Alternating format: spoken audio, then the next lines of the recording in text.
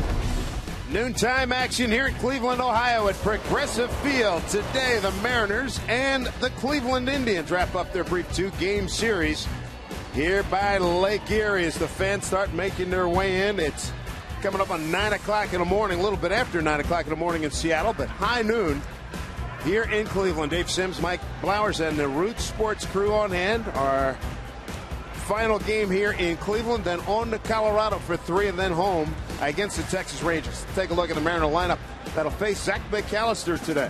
Thank you, Dave. Today's starting lineups are brought to you by Chevron. Dustin Ackley with 3 hits last night, including a home run, will lead things off. Then it's Saunders, Ichiro, Seager.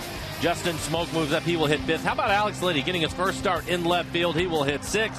Then it's Jaso Carp. Carp a late scratch yesterday, the DH today hitting 8th. And Brendan Ryan rounding out the 9.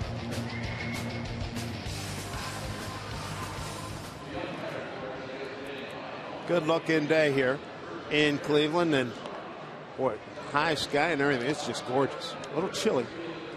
Zach McAllister, a 4.15 ERA. Impressive 13 innings, just 1 walk for him, 13 strikeouts. Opponent's average a little bit high at 280. He has given up 1 home run this year. Again, his fastball will be around 94. Will use a curve and a changeup. Occasionally cut the ball. The defense behind him. Damon in left, Brantley out in center field. Chu had a great night last night. He is in right field this afternoon. Jose Lopez getting to start at third. Cabrera and Kipnis up the middle. Casey Kochman, your first baseman. And Carlos Santana will do the catching. We are underway. Strike 1 to Dustin Ackley. Home plate umpires Adrian Johnson, Gary Cedarstrom at first, Lance Barksdale at second. Here's a fly ball left field coming on. Damon can't get it. Base hit for Ackley. So a good start again for Dustin Ackley. 60 degrees here in Cleveland. Well, Dustin was stinging the ball last night. This one gets in on his hands. Fights it off down the left field line. Johnny Damon was playing deep. Wasn't able to get to it. Almost gets by him. Would have been a nice break for the Mariners.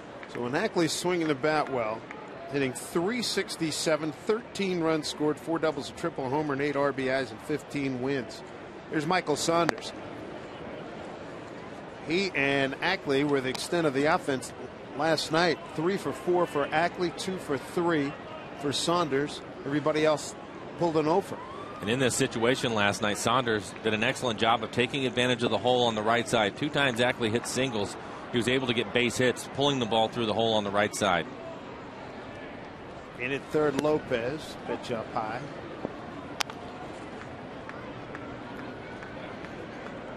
Yesterday, second time, make that the first time in his pro career that Saunders has batted in the 2-hole.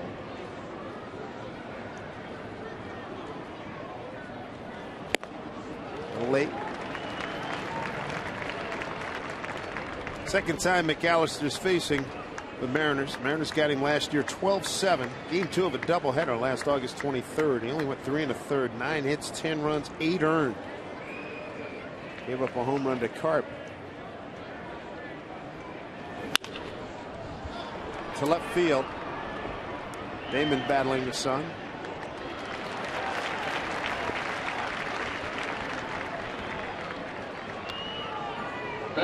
One out, that'll bring up Ichiro. Ichiro 0 for 4 last night. Mariners trying to end a 3-game losing streak. And in those 3 games, Mike, the runners in scoring position numbers have been abysmal. 0 for 15. When you look at the numbers on this trip, they are not good for the Mariners. Oof. That's a balk. Yep. McAllister, I don't know what he was thinking about. Hit contact with the rubber out there on the mound, turned to throw to first, and for whatever reason decided not to. So Ackley will get to walk down to second on a balk. Take a look. You can't and he realized it halfway. Can't do that. Nope. Runner scoring position here for Ichiro. The ball outside there. You're talking about the numbers overall on the trip. 3 for 33. Yeah, and you look at them. They've scored their runs by the home run, but when you're doing that, and most of them are solo home runs. Actually, with a 2-run homer last night, it's going to be difficult to win games, and so they're going to have to figure out a way to move some runners along. And I think that in these games, there's been 1, 2, maybe even 3 occasions where just some fundamental things they can do to help themselves produce some runs, and not necessarily have to come up with the 2-out hit. Easy play for Damon. Out number 2.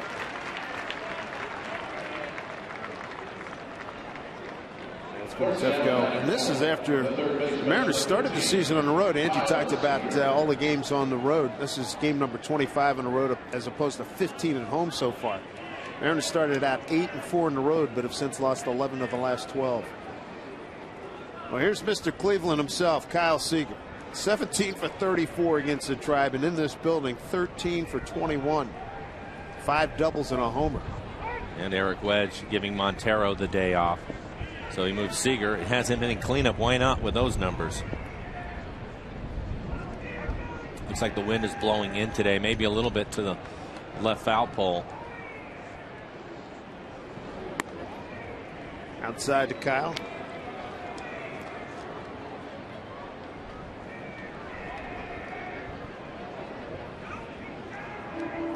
Now with a solid base hit his last time up last night. Line drive into right field.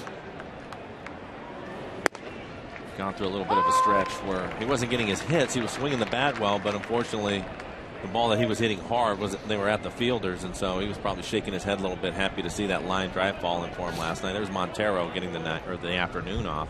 Quick turnaround. He was behind the plate last night. Eric Wedge talked a lot today in the media session about the load, the responsibility, particularly now with Olivo out, and Olivo will be out for a little while longer. And they raise Victor Martinez in a similar fashion as Damon is going to record the last all three outs here in the first inning after a base hit left by Ackley. Nothing impressed for the Mariners. Indians coming to bat.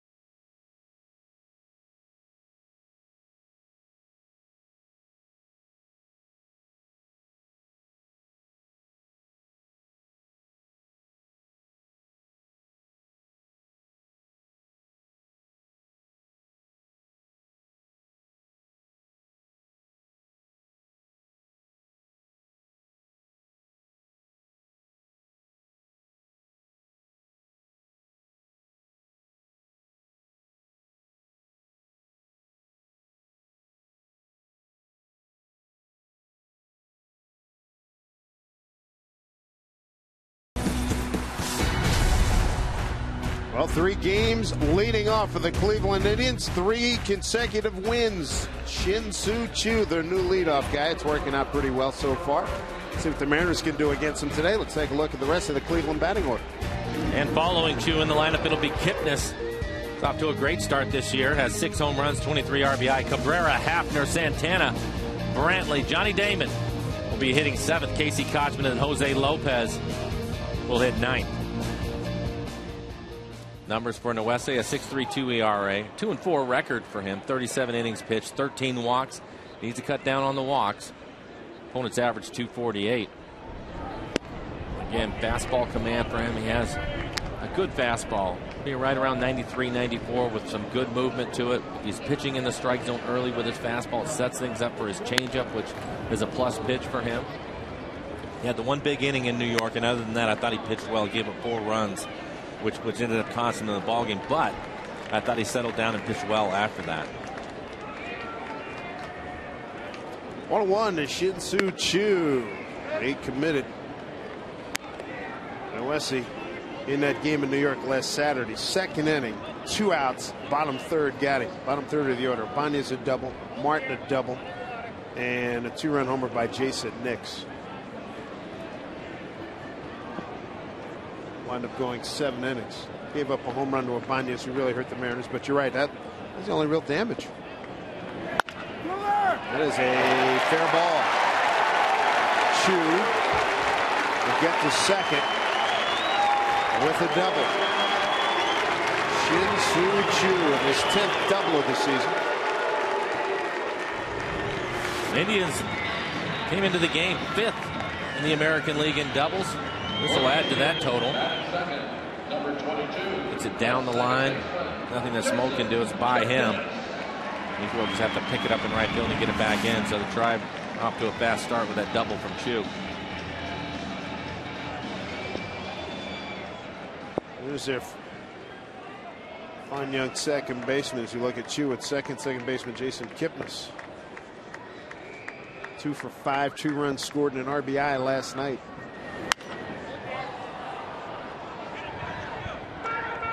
Well, the Tribe was very aggressive early in the count against Felix Hernandez, and a couple sloppy plays added to Mariner miseries in the first as the Tribe down 1-0 in the bottom of the first, scored 4 times on 2 hits and 2 Mariner errors last night. First time in years that they'd really battered Felix Hernandez. Off of Noesi's glove, Ackley throws out Kipnis by a step.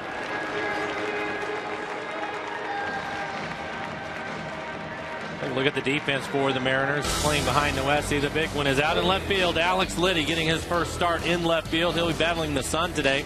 See how he does with that. Saunders and Ichiro will join him in the outfield. Seager back at third base. Ryan and Ackley up the middle. Smoke at first. John Jaso giving Montero the day off. He will be behind the plate. Alex Liddy in left field. Said obviously he's excited. So you want to get it over with earlier. First place is, oh yeah. Like to catch that first fly ball. Yeah. Buddy. Using Casper Wells' glove. His outfield glove on order. He said it's probably in Seattle right now. Swing and a miss by Cabrera, switch hitter. 325 average, 4 home runs, 15 runs batted in. Top batting average on the ball club. Alex was excited to call his dad today to let him know, hey, I'm in the outfield today, starting.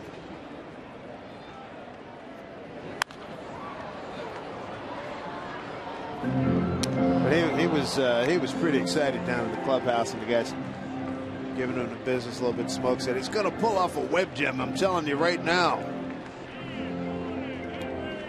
Well, we know this. You'll get the effort from the young man. He's worked hard. And he's worked in the outfield during batting practice, trying to get things figured out there. The biggest thing for him is being aware of where to throw the ball when he gets it. That's the hardest thing when you get into the outfield for the first time. And he'll be watching a lot of Mike Bremley in the dugout, moving him around, positioning. He can help himself with that. He just has to keep an eye on Saunders in center field. If he can keep his distance the same, whether Saunders is shading left or right center, and just move around with him, he'll be okay. 1-2 to Cabrera. Man at third, infield up close. Pitch, swung on and missed. When you played in the outfield with Junior, you played left field or right field? I played both. I played left and right field. Mostly left field when I had the chance to play. And it was great. It was great having 24 out there with you, I can tell you that. The ultimate blanket, right? Well, yeah, when you're out there, for me, playing left field, I knew basically I had from where I was standing to the line. Anything that was going to my left, he pretty much had it, so that took a lot of pressure off.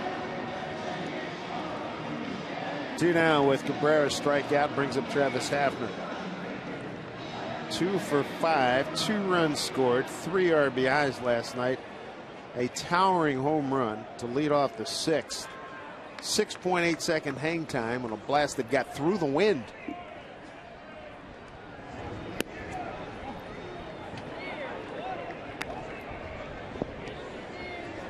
He's coming in from behind the right field flagpole.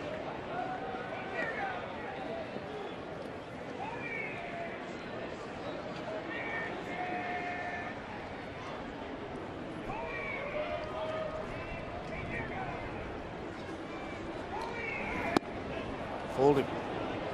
Good looking changeup. That's the changeup that we've talked about with him. Nice pitch by Noesi. After 259, 5 home runs. And Santana went off the pace in the home run race for Cleveland. Kipnis leads with 6.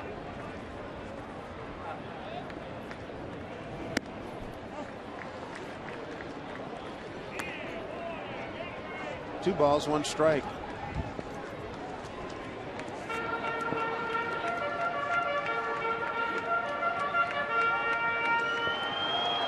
Maniacta, skipper for the Tribe. Mariners will see Cleveland one more time. That'll be in Seattle in August 20th, 21st, and 22nd, Monday, Tuesday, Wednesday. One again, geared up for the fastball. 2-2.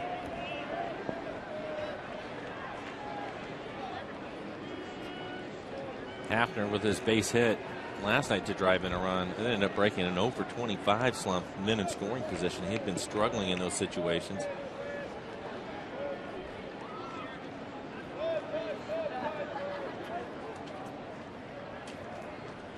2-2 pitch with 2 outs, runner at third. Struck him out. Jaso holds on. Wesley gets out of some trouble as he had Chu on a double and an infield out. Gets the third. No scores. We go to the second.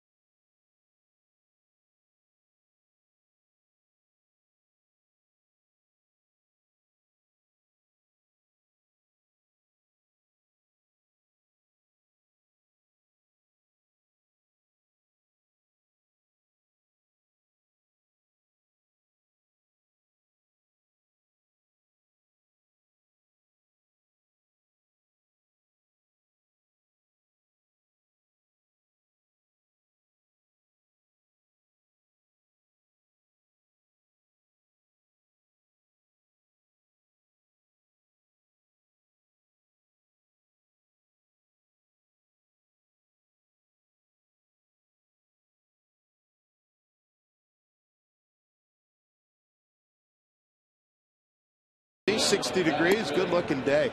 Hey, follow the Mariners. The MLB.com at Bat 12 app for your iPhone, iPad, Android, and Windows Mobile. Get live audio, pitch tracking, video highlights, and more. Text at BAT to 31826, 31826, or visit Mariners.com for details. Next stop, Denver, Colorado. Be there for 3 days and then get home Sunday night. Homestand against the Rangers and the Angels coming up. We look forward to seeing you on Monday at Safeco Field. Here's Justin Smoke, followed by Alex Liddy and John Jaso, 5, 6, and 7 here in the second inning against Zach McAllister. Into the shift. And Smoke is retired. And that is why they put it on. Looked like it was going to be a base hit, and Kipnis, the second baseman, playing a shallow right field, makes a play on. Here's Alex Liddy. First start as left fielder. Alex Liddy.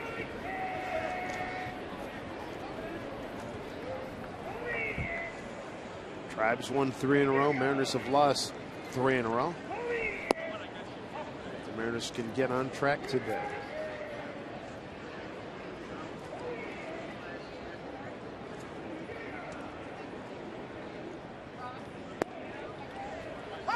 There's a strike. 1-1.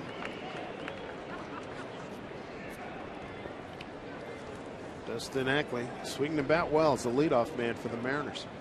1-1 to Liddy.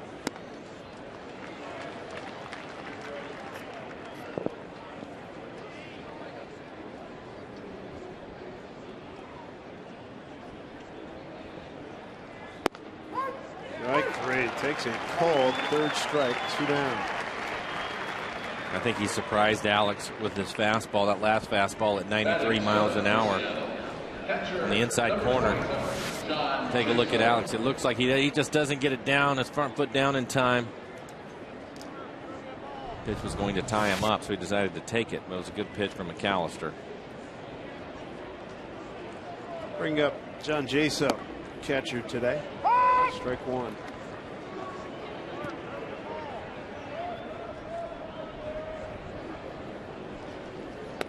Good pace by McAllister. Came over to Cleveland from the Yankees, July of 2010. Sent Austin Kearns to the Yankees for a player to be named later. Foul ball. 1-2. McAllister, a big kid at 6'6", 240 out of Chillicothe, Illinois. Born there, still lives there.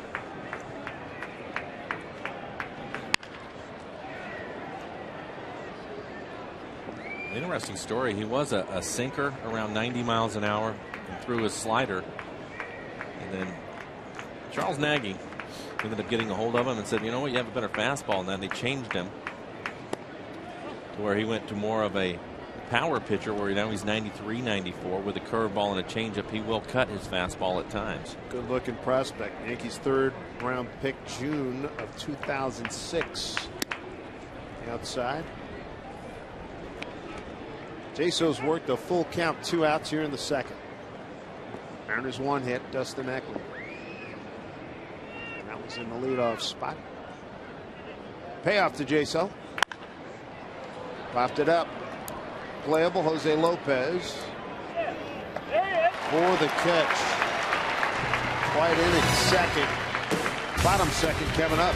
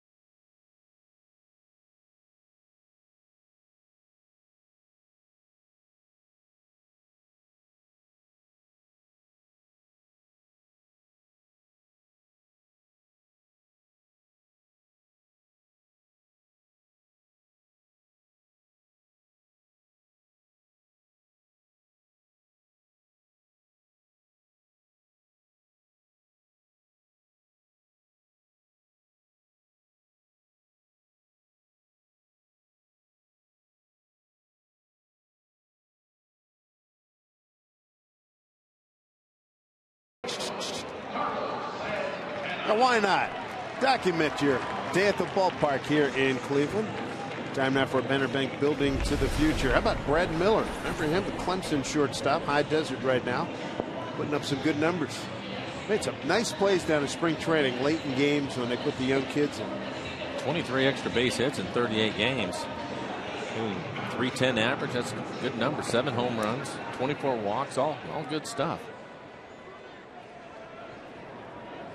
Good strikeout ratio to walks and home runs. His first pitch inside jackknifes Carlos Santana out of the way. Switch hitting catcher. Santana 1 for 3 last night. Had an RBI double. That was a good looking fastball from Noesi. I think he thought he was going to get a strike on that. It looked like he ran it back on the corner, and he did. Let's take a look at the tracer.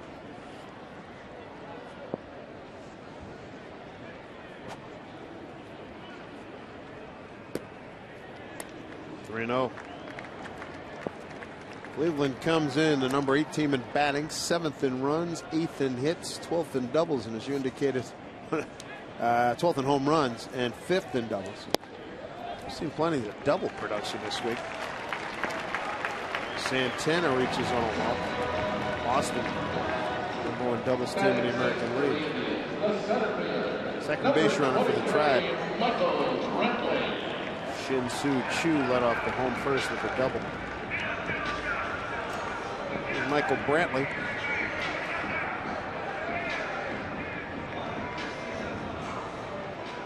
Better hitter on the road at 295 than he is at home. Former leadoff guy. Got him down the 6 hole.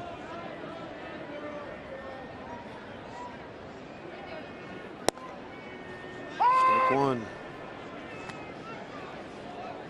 Brantley 2 for 3 last night. A double and an RBI single. Tribe had 2 big innings, 4-run first, 4-run fourth. He's back in the lineup today, so I'm going to assume he's healthy. Fouled a ball off of his kneecap last night. Ended up coming out of the game late. But I would assume if he's back in the lineup today, he should be able to run fine. Especially as a center fielder, right? That was ugly. Yeah, it was. Right on the inside of his kneecap. Saunders a couple of steps towards left center. Liddy shallow straight away against Brantley. 1-1 pitch. 2-1.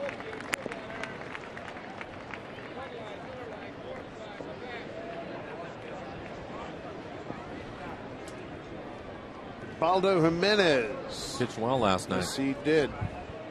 6 innings, 5 hits, 3 runs, couple of walks, 4 strikeouts, and 107 pitches. He's topping out at 95 miles an hour, something they hadn't seen a lot of from him. Here's Liddy's first play. Calling off Ryan. So document that one. He's got that out of the way. 1 out. No problem. Has to deal with some sun and some wind today. It's not an easy left field to play, especially when it's your first ever start out there. He's a good athlete. Resume normal breathing. Got it out of the way, baby. 1 out, 1 on. Here's Johnny Damon. Damon and Kochman, the only 2 players in the lineup for the Tribe that have previously faced the West.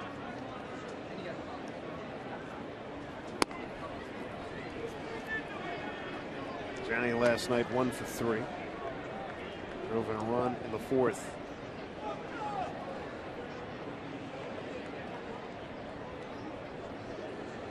Slow start since joining the roster on May 1st.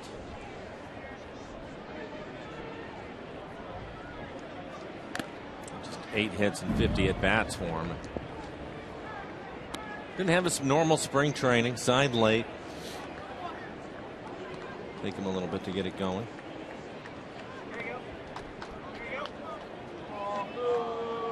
Third among active players in runs scored, 4th in doubles and base hits.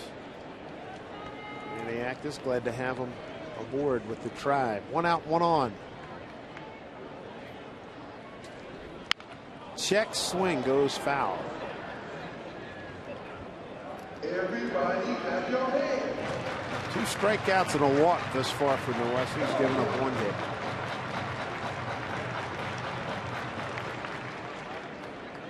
.26 pitches.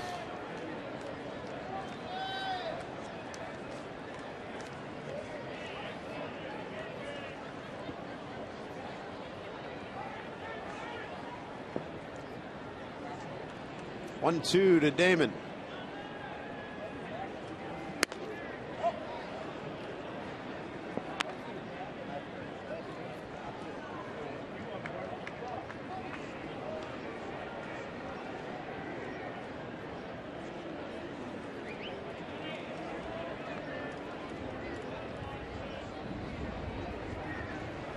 Here's the 2-2. Way upstairs. Looked like that may have slipped out of his hand. Full count. On deck, Casey Kochman. This is the part of the lineup that you would think that he would have success again. Damon, as we mentioned, off to a slow start. Kochman hitting 196, and then Lopez 212. All of them slow starts.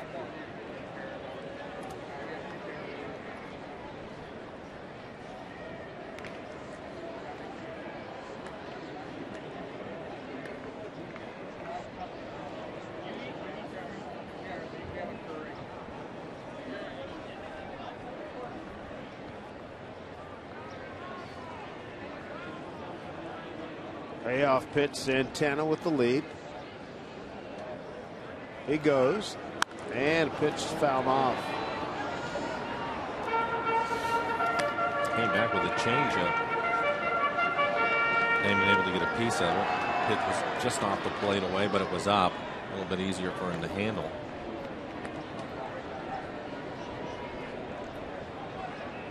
Oakland, Kansas City, Boston, New York, Cleveland. Some of the stops for Johnny Damon in his career. 3-2 pitch.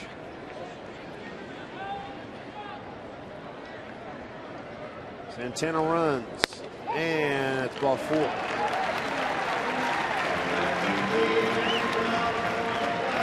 Two on here with a couple of walks, one out in the second. Right now's your chance to ask the booth anything you want. Tweet your questions to @RootsSports_NW. We'll try to answer those questions later on in the ball game.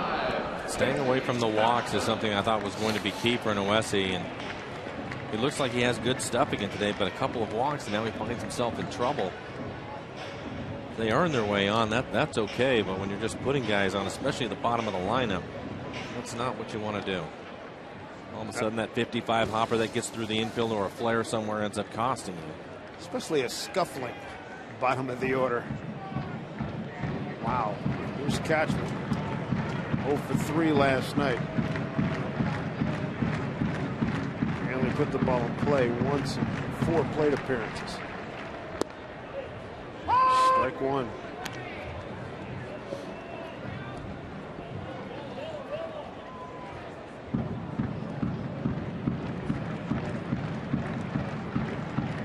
John Adams leaving his calling card. Pounding the drum out. Bleachers in left center field.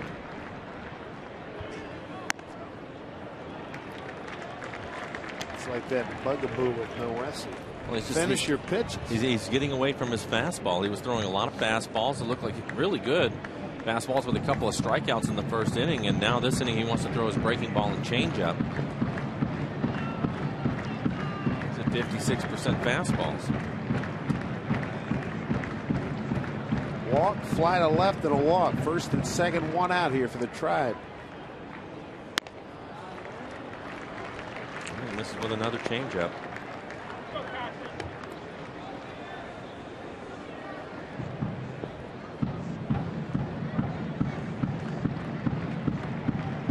It's a good thing they don't have cameras in managers' stomachs when you get in a situation like this. Man. 2-1. Drive to right. It is going foul.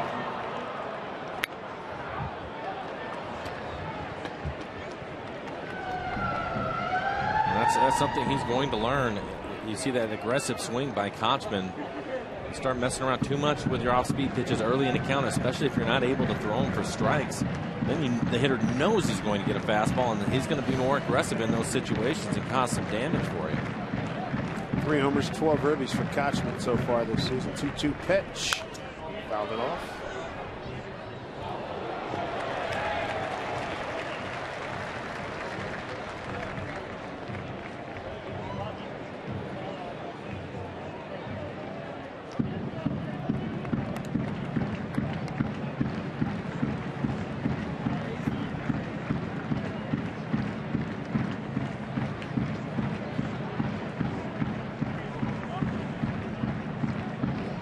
Pitch here at 2-2.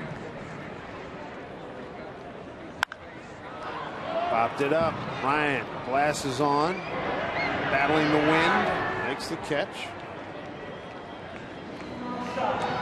2 outs. Bring up another former Mariner, Jose Lopez.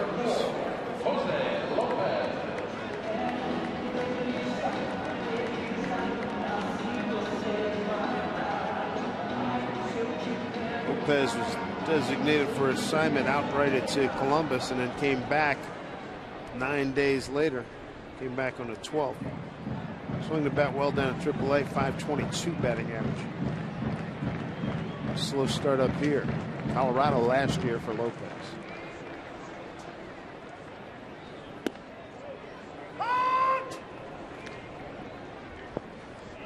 Jose last night 1 for 3. Got a leadoff single in the second.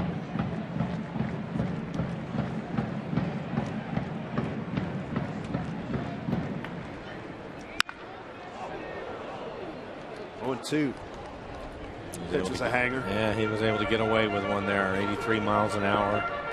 Again, another changeup that was up and into Lopez.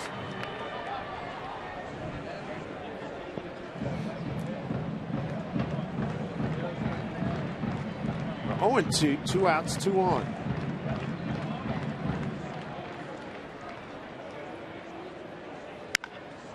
Fly ball left field. Liddy's right there. So a milestone for Alex Liddy. Makes the first and third outs here in the second inning. Makes the catch on those 2 plays. His first start in left field.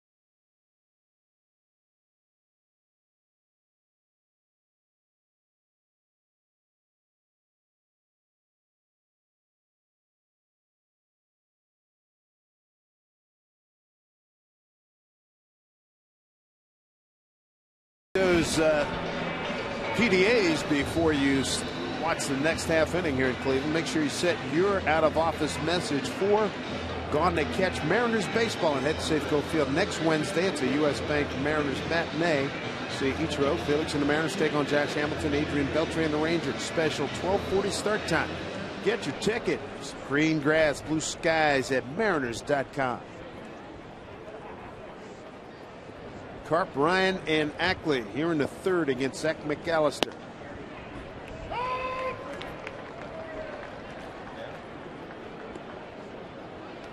One hit for the Mariners, leadoff single by Dustin Ackley. Mike was a late scratch in yesterday's game. He took batting practice, and I thought it looked good in BP, but shortly thereafter they took him out of the game and back in there today as the DH.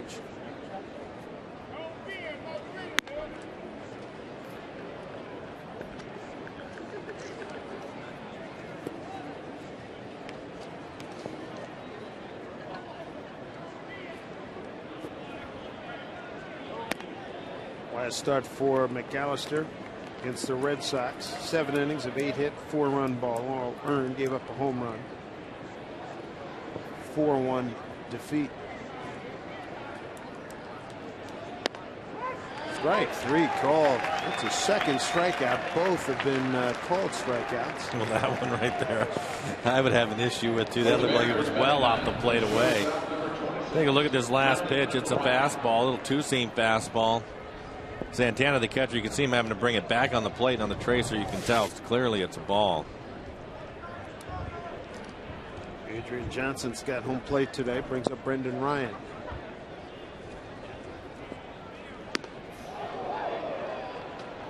Hungry for a hit.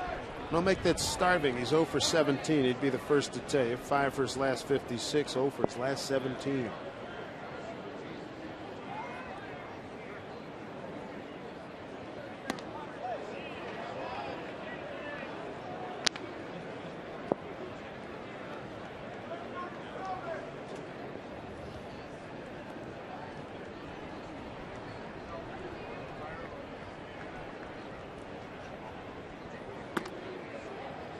3-0. 3 pitches inside. Trying to jam him up. Brendan's been pulling off the ball front side, leaking out on him, giving him a little bit longer swing. 4-pitch walk. First free pass issued by McAllister. 1 out, 1 on. Top of the order, here's Ackley.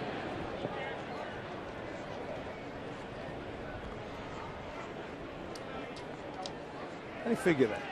Ryan will take it, but I mean, a guy's just struggling, scuffling, having all kinds of difficulties. You see it all the time in National League. Pitcher walks up there, and for whatever reason, they'll walk him. And Brendan, as you mentioned, has been struggling, and he throws him 4 straight balls on a guy that really doesn't walk anybody. He's walked 1 batter in the 13 innings he had pitched coming into this game.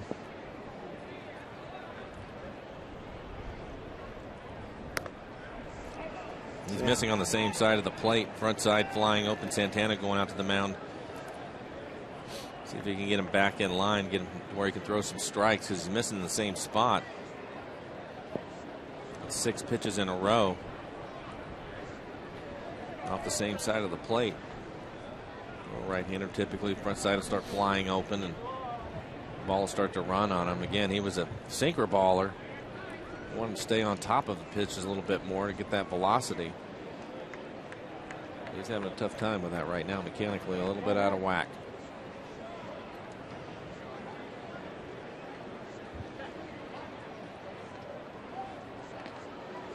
Ryan back safely.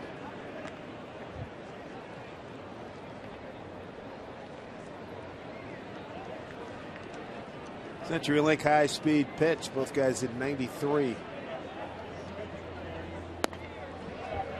Breaking ball for strike.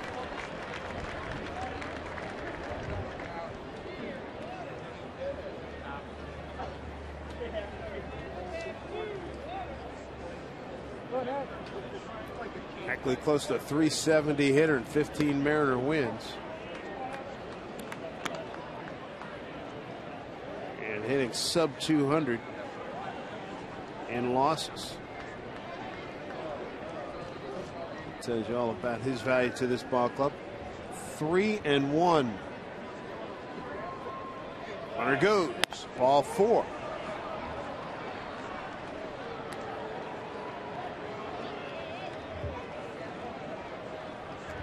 Something brewing here with 1 out. Brings up Michael Saunders.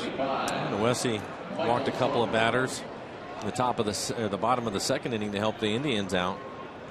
McAllister just returning the favor. If the Mariners can come up with a big base hit and drive in a run. Saunders with a couple of hits in last night's game.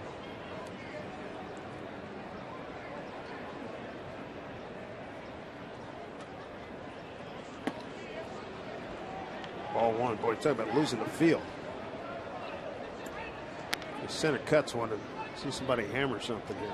Yeah, he's all over the place right now, and as a hitter, that's what you need to do. Just zone up for something wherever you like it. Right now, he's having a tough time just getting it on the plate. He might throw one down the middle just to find a strike.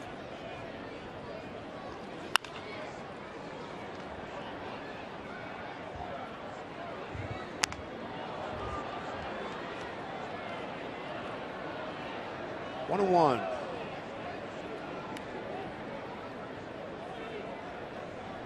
Talking about the fielders, just looked at Santana. He was checking the sun after that pop just to make sure. Catcher for the Tribe. 2 on, 1 out. Ryan double steal. Here's a throw on the backside. Everybody's safe. Almost got Ackley sleeping. That was a late slide for him. I don't think he was expecting Santana to throw behind the runners and try to pick him at second. But he started to slow down the last second. I think he saw the infielder going to reach for the ball, and that's when he hit the dirt. Double steal. So Ackley his 3rd. Ryan his 2nd. Couple of RBIs out there for Saunders in a 2-1 count. Take a look at Dustin. You see him slowing down right here. In the last second, he hits the dirt. That's not a good feeling either, is it? A lot of times the trail runner will look back in, they'll peek in to see where the catcher's going to go with it. Back up the middle. Cabrera will get it. Run's going to score. 1-0 Mariners. Saunders puts it in play. Productive out. Mariners have an early lead. RBI for Saunders is 13th. Yeah, and the stolen base pays off for the Mariners. At bat for Seattle, right fielder Ichiro Suzuki. Ackley will move up to third on the play.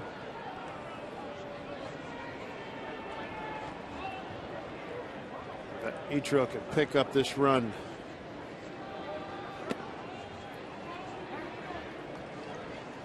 Oh. 2-0 count last time up. Ichiro fly to left field for out number 2 in the first inning. Lopez playing in on the grass at third.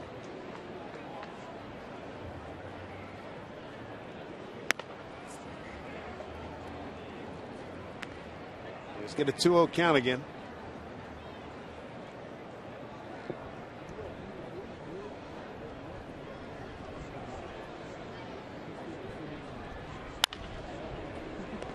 Kotchman gobbles it up. Takes it to the bag. The Mariners do get a run. RBI by Saunders. It's 1-0 Seattle.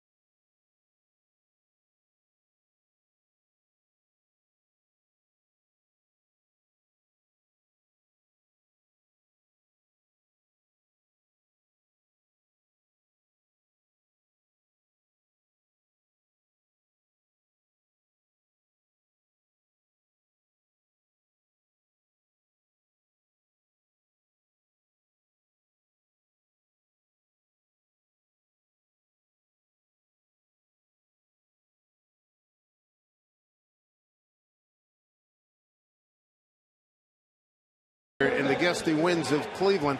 You know, he's got a sweet swing, a great glove, and now he's got his own bobblehead. Friday, May 25th, being one of the first 20,000 fans. They get the first ever Dustin Ackley bobblehead. It's thanks to Reach Sports. You won't want to miss this newest bobblehead in town, so get your tickets at the Mariners team store or mariners.com.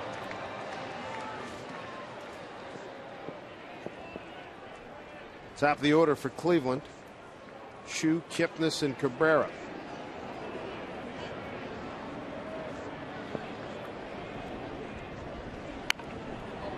Once it foul through 2 innings, 2 strikeouts, 2 walks. Noesi's given up 1 hit. After his struggles in the last inning, going to more off-speed pitches, see if maybe the conversation in the dugout was for him to be more aggressive with his fastball.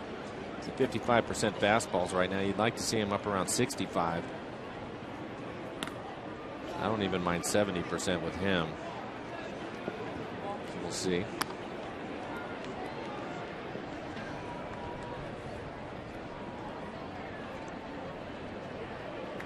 Got a 1-1 count to Chu. Easy play for Smoke. 1 down. Now hitting for the Indians, number 22, Jason. Gonna bring up Jason Kipnis. Leads the Tribe in runs, hits, total bases, triples, home runs, and RBIs. It's important out here for Noesi. Got him to ground out the second, first time up.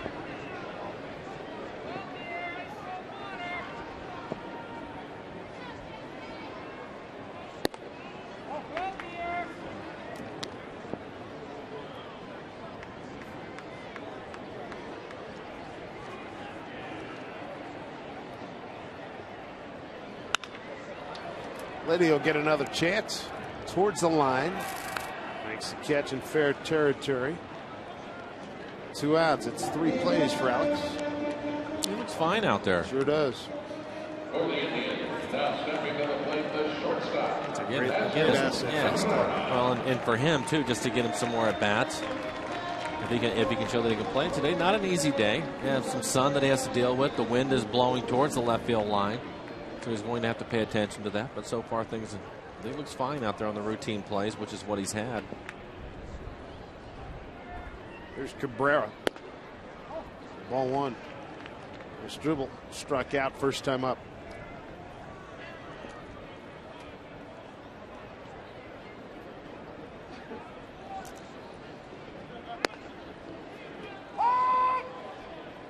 Oh, 1.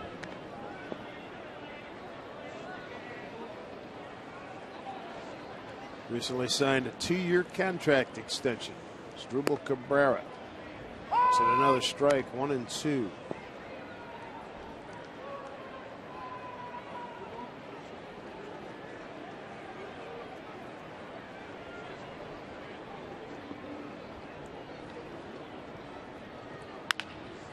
Weak swing. Ryan throws out the Cleveland shortstop, and Wesley has a good third. 1, 2, 3. Nicely done. He's got a 1-0 lead.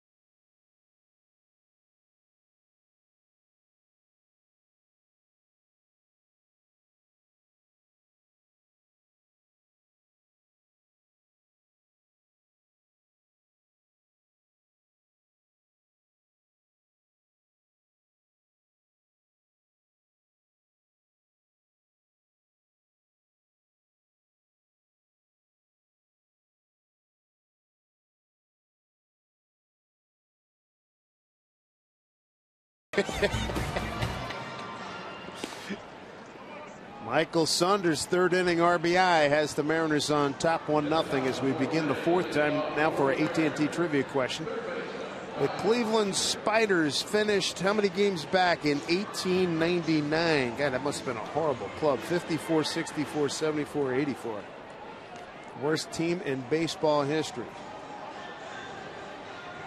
All right, throw a dart, Mike. Okay, I'll go with D. Seems impossible. But all right, I'll go with it.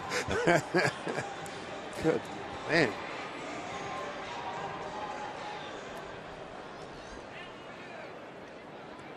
Seager smoking Liddy. 4, 5, and 6 here against McAllister.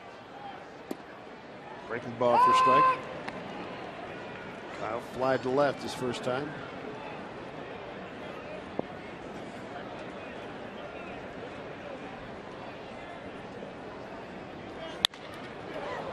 To right field, Chu in his tracks.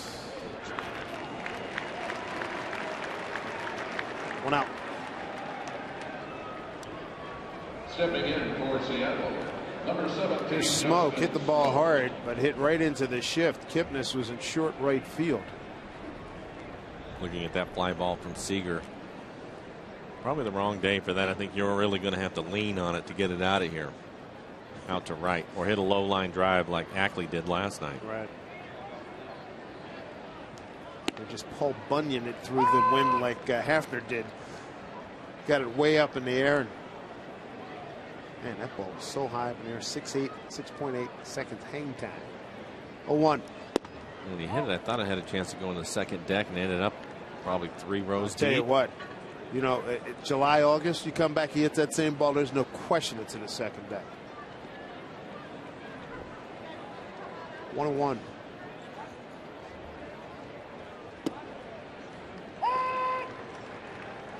Change speeds on him, 1-2.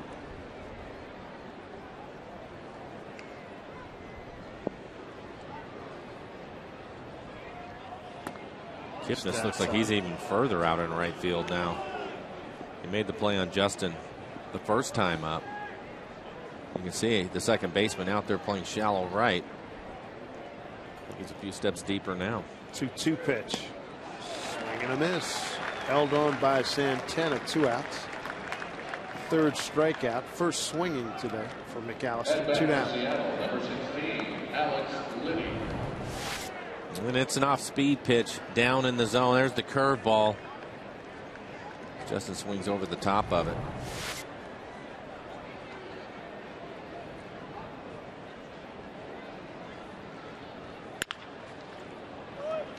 Cabrera will throw over. Easy inning. 6-pitch inning. The fourth, 1-0 Mariners.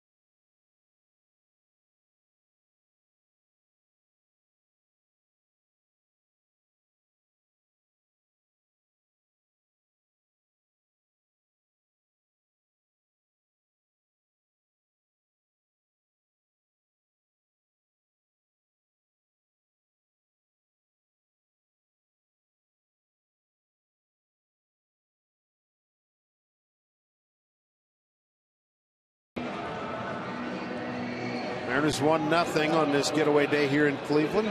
This copyrighted telecast is presented by authority of the Seattle Mariners. It may not be reproduced or retransmitted in any form. And the accounts and descriptions of this game may not be disseminated without the express written consent of the Seattle Mariners. Good day for the kids with Mom and Dad and Grandpa. Captain Ahab on hand.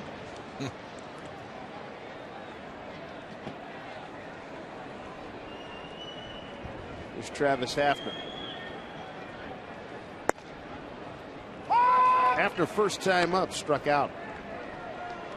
Wesley with 2 strikeouts, 2 walks, no runs, and has given up just the 1 hit. 2-hit ball game. The other hit by Ackley leading off the game.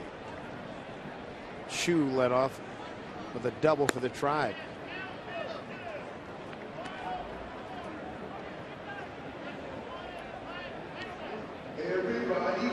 Hector now at 50 pitches, 30 strikes, 20 balls.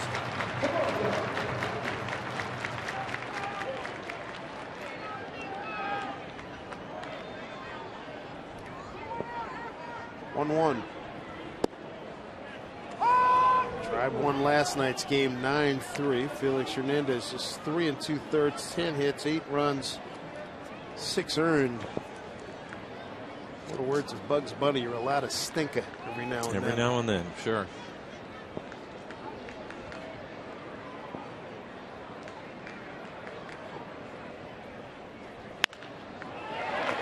He's punched his way to a base hit. Got fooled on that one. Yeah, looked like he was out in front of a changeup. Able to keep his hands back. Strong man. Keep his hands back and just punch it back up the middle. Wow, good pitch too. Off the plate away. It seemed having to reach for it, basically just a little backhand back up the middle. He's up switch hitting catcher Carlos Santana walked on 4 pitches. Westy in the second inning lost a little bit of feel, a little touch there. He walked 2 of the first 3 men that he faced. Was able to get out of it. Strike 1.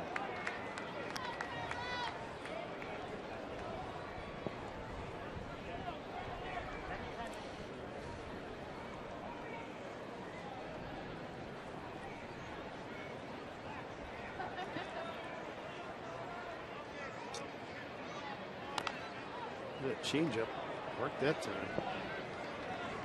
79 miles an hour. He gets it down that low. I think that was a slow breaking ball.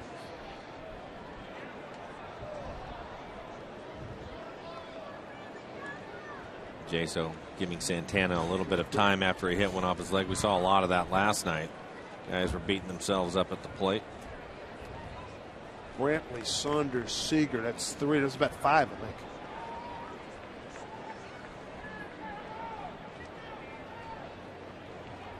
A couple other guys blanking on, but yeah, there was a lot of that last night. Santana was one of them last night. Yep.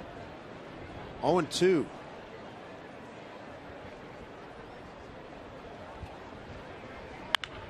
So right field, backing up Ichiro. Wow, nice catch. Hafner has to get back.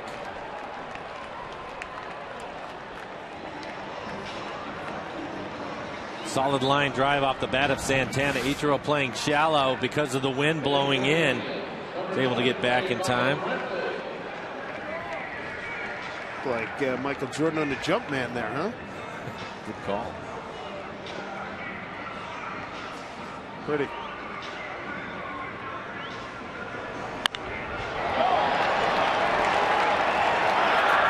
They got a great jump. So 1 out, 1 on. Brings up Michael Brantley. Good coverage in right field.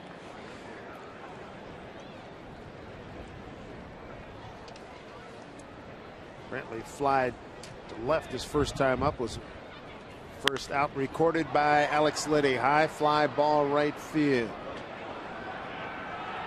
2 down. Easier play for Ichiro.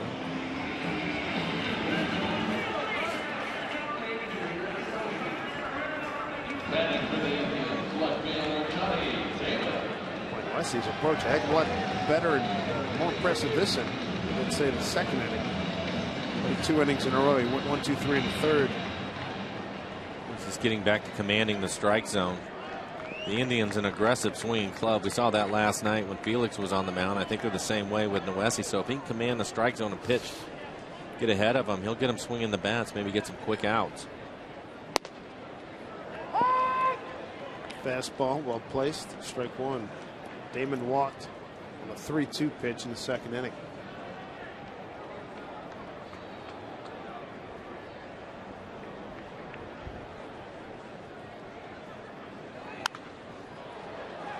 And he's got him 0-2.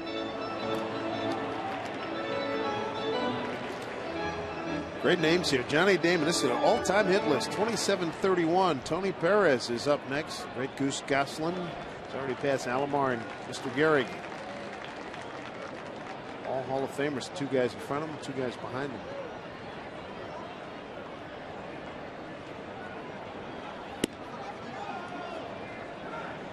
One and 2.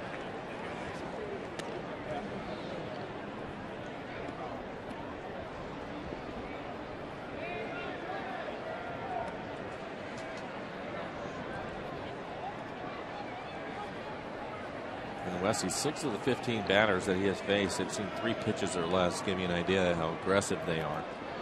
Again, I think if he continues to throw strikes.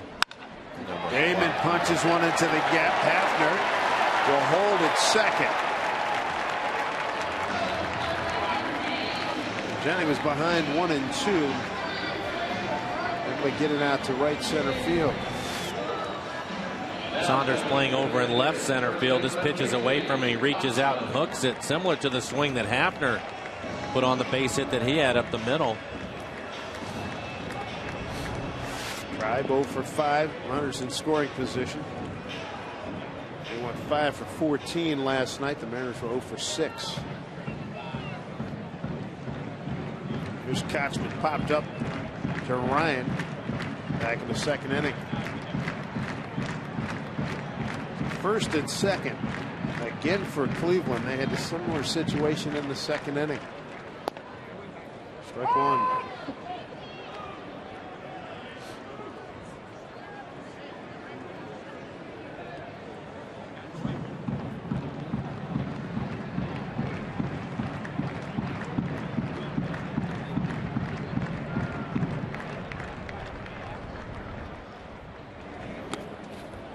Liddy in left, straight away and shallow. Saunders swung around towards left center.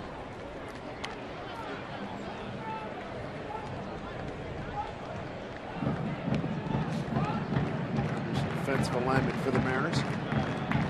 2 outs, 2 on, 1-1 count to Kochman.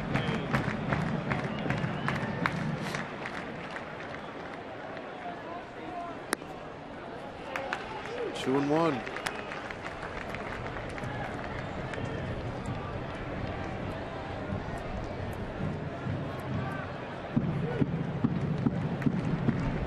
John Adams, a regular here for many years. 2-1 pitch. 3-1. He's in trouble, so he's falling in love with his changeup again. He's missed with the last 2 pitches on the changeup. Jose Lopez on deck.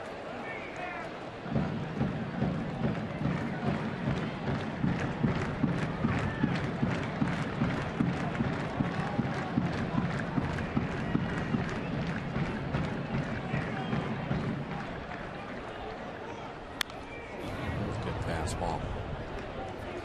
Full count to Kochman.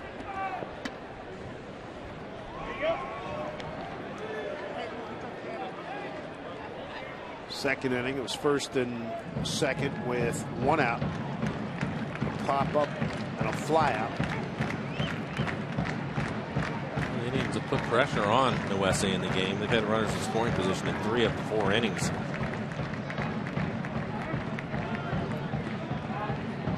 You have a 3-2 count. Hafner will get a running start here, so it'll be tough for the outfielders on a base hit to throw him out at the plate. And Damon can still run. 3-2 pitch. Runners take off. Walk. The bases are loaded for Jose Lopez.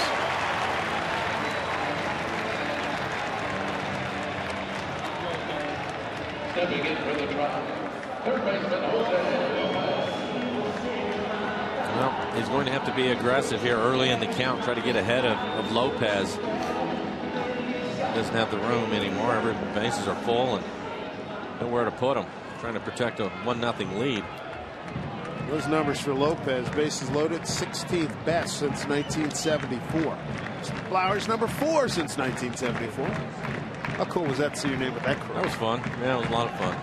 Didn't realize it. First pitch here to Lopez. Off the end of the bat. Talk about a break. Gets out of a bases loaded jam in the 4th. 1-0 Mariners.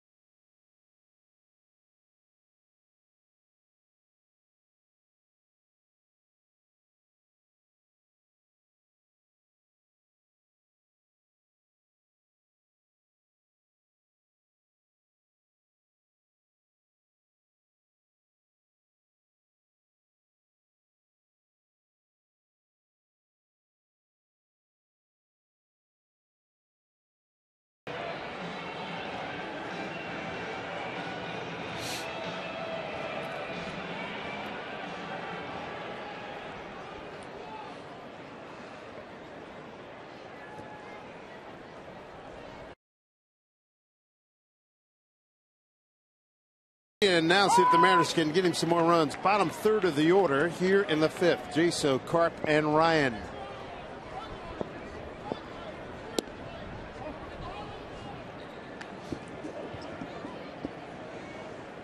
Jaso fouled out to the third baseman, Jose Lopez, last time up. Zach McAllister struck out 3, walked 2. And again, the Indians have the shift on with the left-hand hitting Jaso up.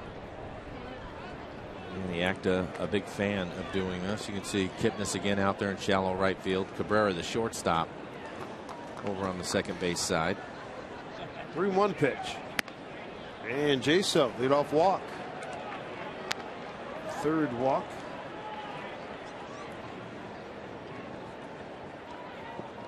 Our trivia question brought to you by AT CLE. Cleveland Spiders finished how many games back in 1899? They were the worst team in Major League Baseball history. Mike said, Dean, I rode with them. Fans, most of you rode with them. And hey, it's a good looking dart you threw up against Ed Board, pal. Good aim. Again, trying to get into the mind of Curtis. Look at a road record.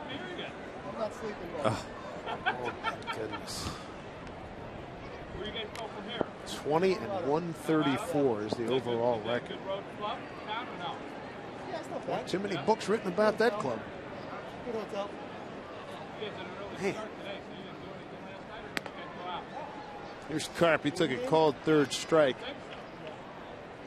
Yeah, that was a pitch that looked like it was off the plate away. In fact, it was off the plate away. And that's why I have big whatever next to the backwards K. Yeah. You can see McAllister just trying to stay out there. Karp got him for his first big league home run last year.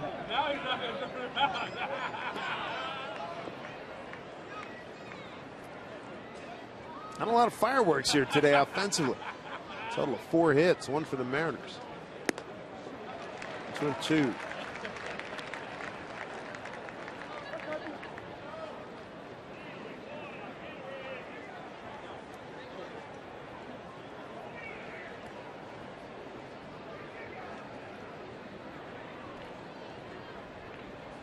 Karp trying to break an 0 for 7. Not this time. Strikeout number 4. McAllister 1 down here in the fifth. Brendan Ryan walked on 4 pitches his first time up. Was able to steal third, and on the next pitch, a ground out ended up scoring him, and that's all the scoring in the game. Another one of the reasons why Eric Wedge, as great as he has been at playing shortstop, his defense has been spectacular this year. I'd like to get him on base a little bit more because he can do some things. Getting that stolen base, an indication of that. Yeah. Still a base, goes first and third. Yeah. Good runner.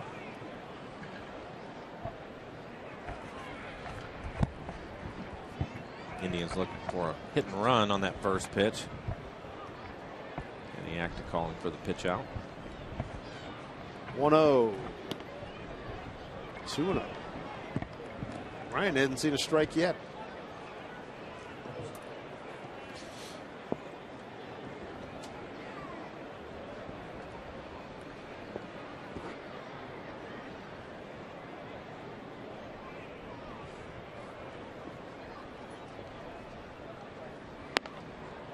Three and 0. Crazy game, isn't it? It really is. I was just thinking that. Ryan's willing to do anything for a base hit. And he's being pitched to like he's Rogers Hornsby. And you have one of the hottest hitters in the Mariners lineup standing on deck, and Dustin Ackley. Didn't see a strike in 2 plate appearances. Mariners have no beef with that. 4th walk. So we take a look at what's trending at Mariners. Lydian left and the double steal.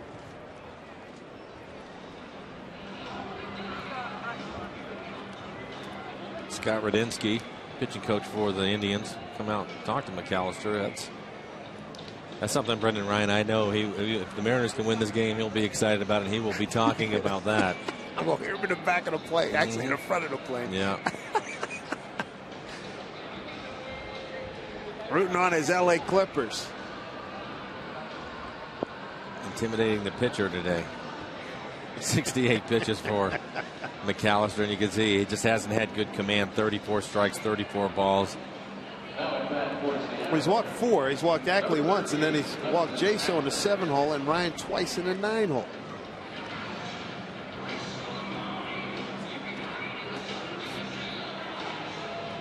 Justin Ackley has been a hot hitter. Has his average up to 267 now. He was down around 230. 3 hits last night, including a home run. Great opportunity. 1 out, 2 on. Breaking ball for strike.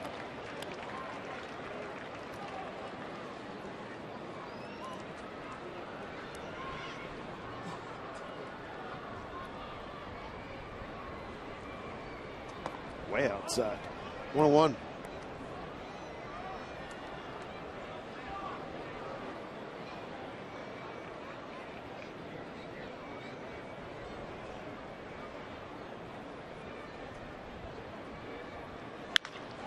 Hit that through Lopez. Cabrera has no play. Everybody safe. It was hit hard, but that will be an error, I'm sure. Mariners have him loaded up. It was hit hard. Unfortunately, it's right at Lopez, and he just can't handle it. Goes right off the heel of his glove. Again, take another look at it. 2 hopper. Mariners catch a break.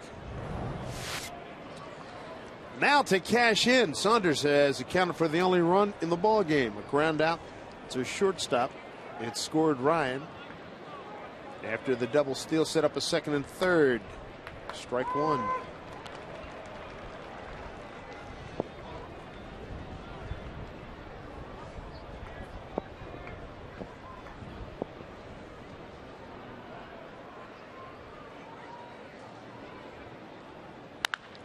And line foul. Oh, Michael will have to battle now, find a way to put it in play. With his speed, it'd be tough to double him up. You got Jaso, Ryan, and Ackley on the bases right now for the Mariners, and an 0-2 count to Michael Saunders. 1 out.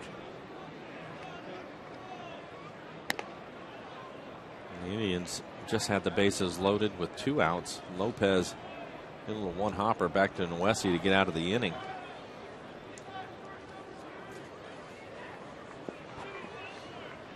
Ball 2 strikes. Struck him out. Strikeout number 5, 2 outs. Well, back in 1993 in this state, Mr. B. 13th player in big league history. Salamis in consecutive games. Ended a team ends game with the club record 23 hits. Wow. Guy still got a big whooping stick, didn't he? Yeah, that was a lot of fun. Wild pitch. Crossed him up. Coming in to score is Jaso, and everybody else up. Ryan to third and Ackley to second. It's 2-0 Mariners.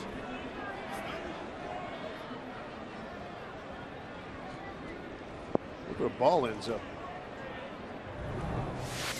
Take a look at Santana, his reaction first, then follow the ball, see where it ends up. He barely gets a glove on it as it hits into the padding.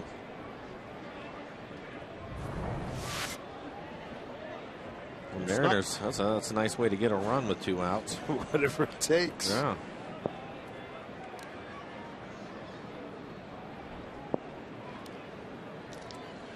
Boy, you had the first inning last night. You had Montero throwing one down to third wildly in the left field. The return throw was wild. Mariners take advantage of one of those walks. Calling that a pass ball. I think you have to, but I think he was crossed up on the play. It was a fastball. It was off the plate as a ball, but it's certainly one that Santana should be able to catch, and he almost whiffed it completely. Not what he called for. Ichiro fouls one off. third straight plate appearance. Ichiro's hit a 2-0 count.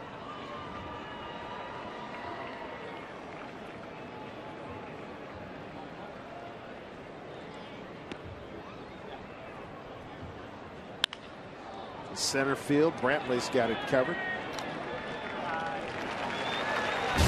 Why? I think that a pass ball gets a run for the Mariners. Lead now at 2-0.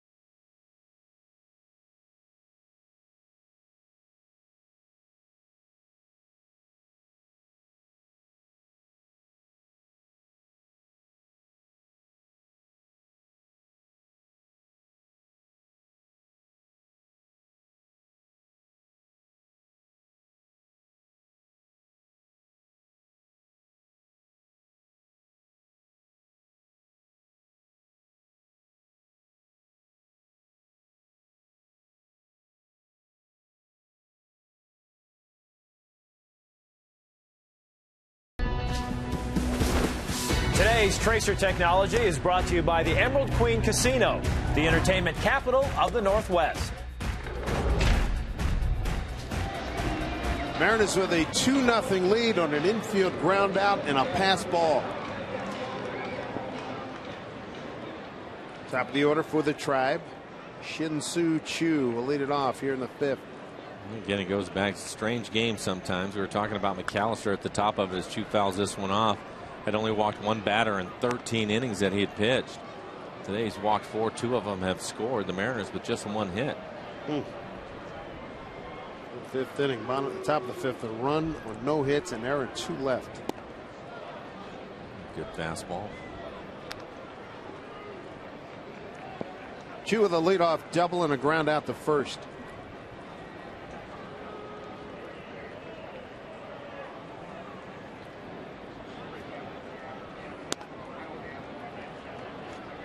One and 2.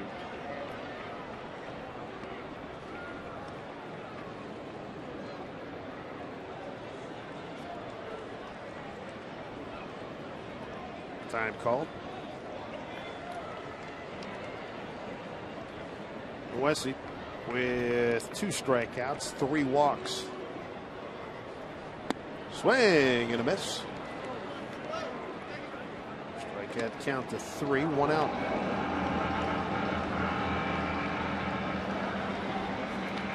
For the Tribe, now at the plate, the second baseman, Jason Kipnis. We'll bring up Kipnis with 1 out here in the 5th.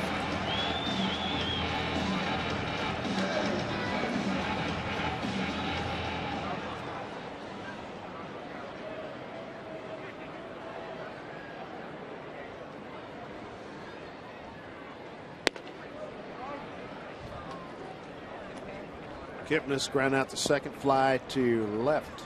Alex Liddy's made 3 catches out there in his first start in left field. For the last couple innings last night, he and Sean Figgin switched up. Left to third. I thought that was a good idea, Eric, knowing he was going to put him in the lineup today, give him a chance to get a couple of innings out there. So far things have gone well for him. Wesley behind Kipnis, 3-0.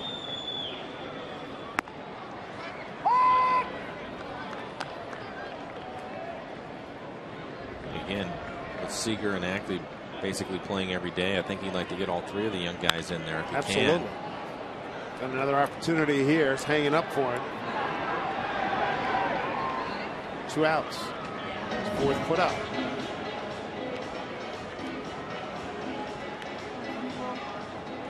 Just to see the West come back from being behind in that count.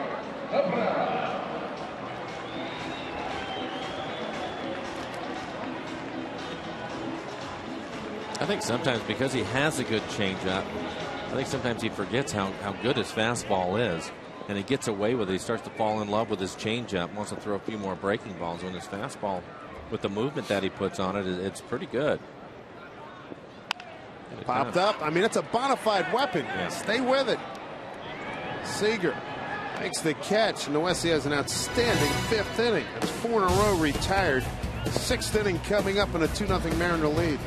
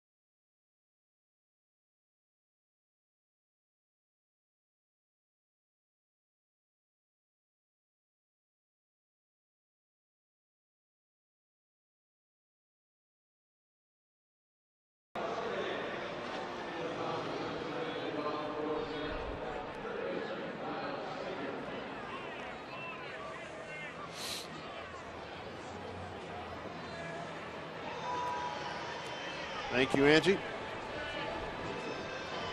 Number 19, Bob Feller. Passed away, what, 2 years ago? December of 2010. One of the greatest Indians and one of the great right-handers ever. Seager smoking Liddy 4, 5, and 6 here in the Mariners' 6th inning. RBI ground out by Saunders and a pass ball, accounting for the Mariner runs today. That's a drive to deep left center field. It's one hop off the fence. Kyle Seager continues his great hitting here at Progressive Field. 1 for 2, make that 1 for 3 here today. And he just keeps racking them up. 14 for 23 in this building. Gets a fastball up and out over the plate, drives it into the gap in left center field. This is what you would like to see. Take advantage of McAllister. He's struggling today all over the place with his command. Kyle gets a fastball up and out over the plate, and he doesn't miss it. Adds to his team lead in the doubles category. That's 11. Each row next with 8. Smoke trying to pick him up. Smoke will ground out the second and a strikeout today. It's only the Mariners' second hit. Ackley got the first one leading off the ball game. And now Seager checks in.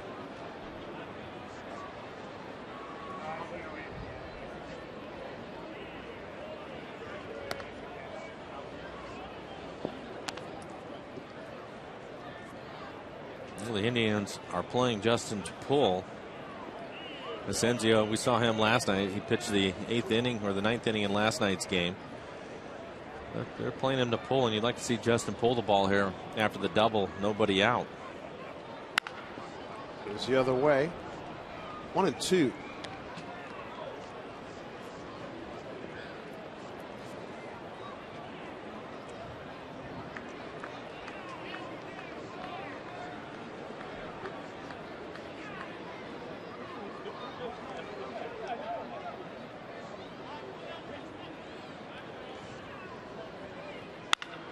There's a drive to deep center field. Given ground. Brantley at the track, tagging his Seager. He'll get the third.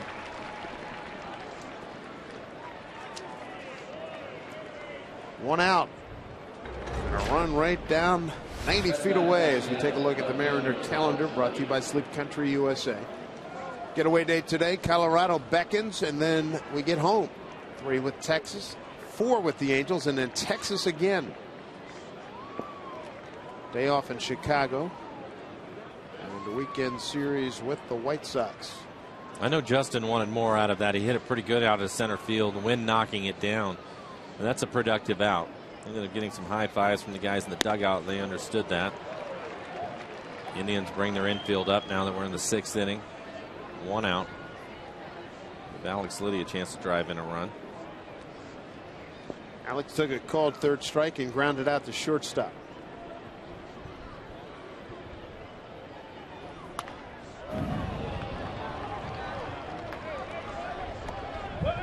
To come through with 2 strikes.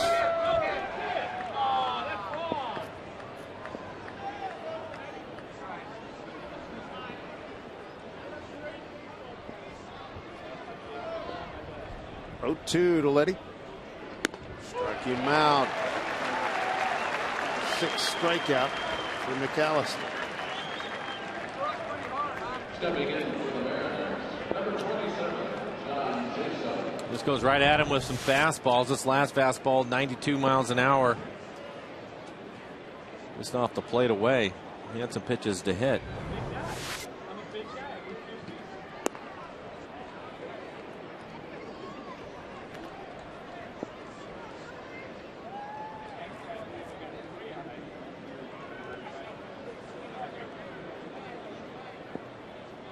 To Jaso. There's a 2-out knock. Base hit for Jaso and an RBI. 3-0 Mariners. Jaso digging. He got out of the box strongly, and it's a double. So John Jaso delivering. JJ is 9th RBI and his 5th double. Solid base hit. Hits a line drive through the shift. Pitch down and in. Drives it into the gap. You can see the shift. All the Indians over to the right side, and hits the line drive through the infielders. By the time Chu gets over and cuts it off, he's at second base. 3-0 lead. Mike Carp is struck out looking and swinging.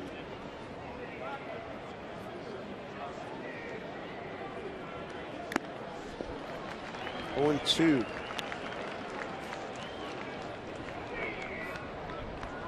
McAllister punched him out with some fastballs up in the zone. He's going right back there again. Fastballs at the top of the strike zone.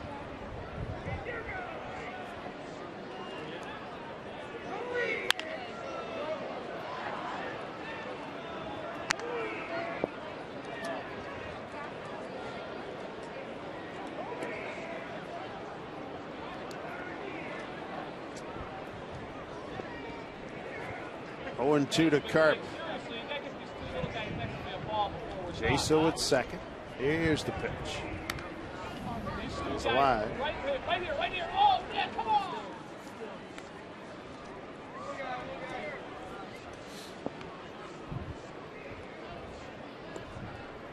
And if you want, we'll keep riding Carp. You can stop to one side. Carp, somebody else. Let me know. I'm good. 0-2 to Carp.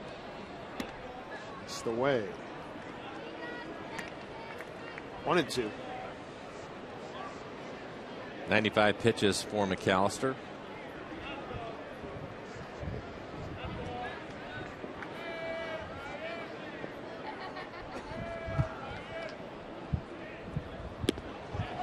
Did he go? Did not.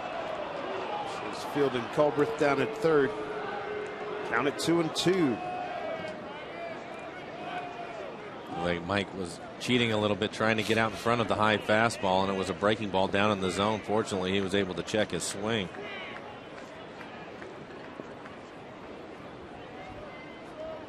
Two and two. Peace.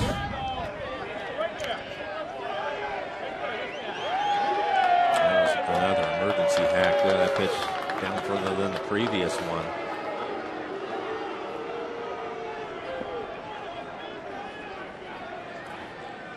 Two and two. 2 outs. Runner at second.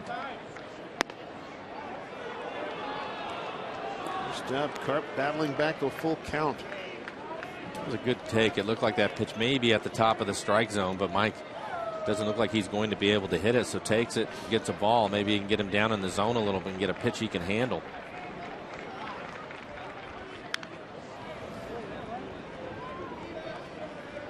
Tenth pitch of the at-bat coming up.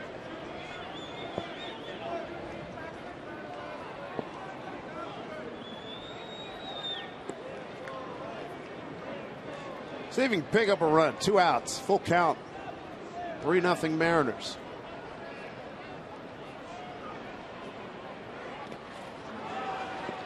Did not go. So Carp, he's aboard via the walk. That's the 5th walk issued by McAllister. Anything lives. Maniacta has seen enough. So the Mariners with a run here and threatening for more with 2 outs. It's 3-0 Seattle as Asensio is going to come on.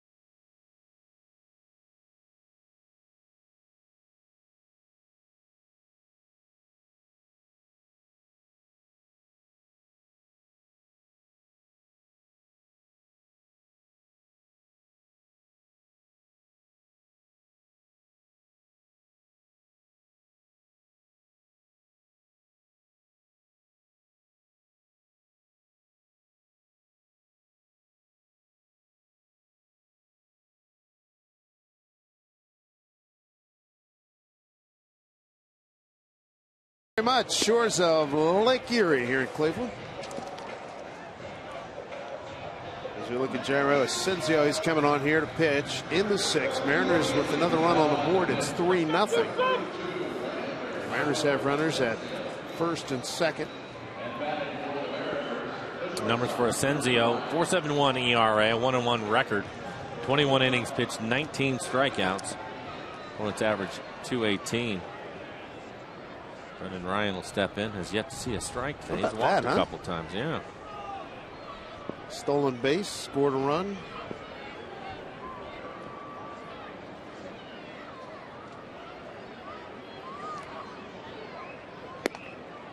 First strike he's seen today.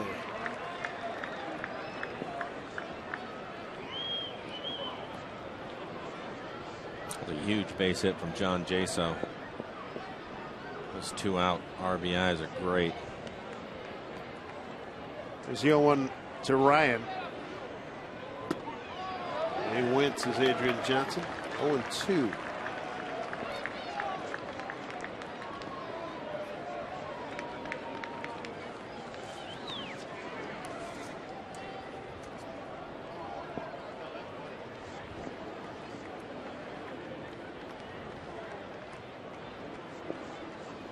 Two to Ryan, 2 on. There's a base hit for Brendan Ryan. Coming around to scores Jaso. They got a chance to get caught, and he just got back safely. So Rhino comes up with a big base hit to make it 4-0, and that ends it 0 for 17 for Brendan Ryan. It's his 8th RBI, and it came with 2 strikes and 2 outs. Looks like he gets another slider. It's 3 straight breaking balls. This one is left up. Brendan finally convincing himself to try to keep his front side in there. He's out in front a little bit, but has enough left to just dump it into center field. That's to make him feel good. Strike 1 to Ackley. Multiple runs in this inning for the Mariners. It's 4-0.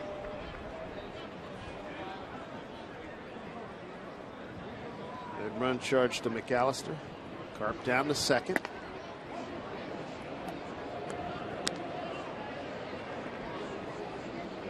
Two huge 2-out RBIs for the Mariners here in the 6th.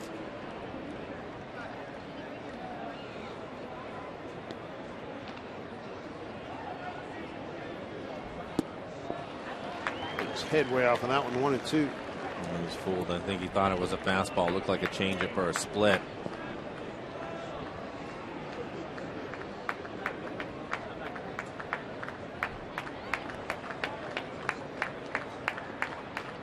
Looks like Nick Hagedorn getting ready in the pen.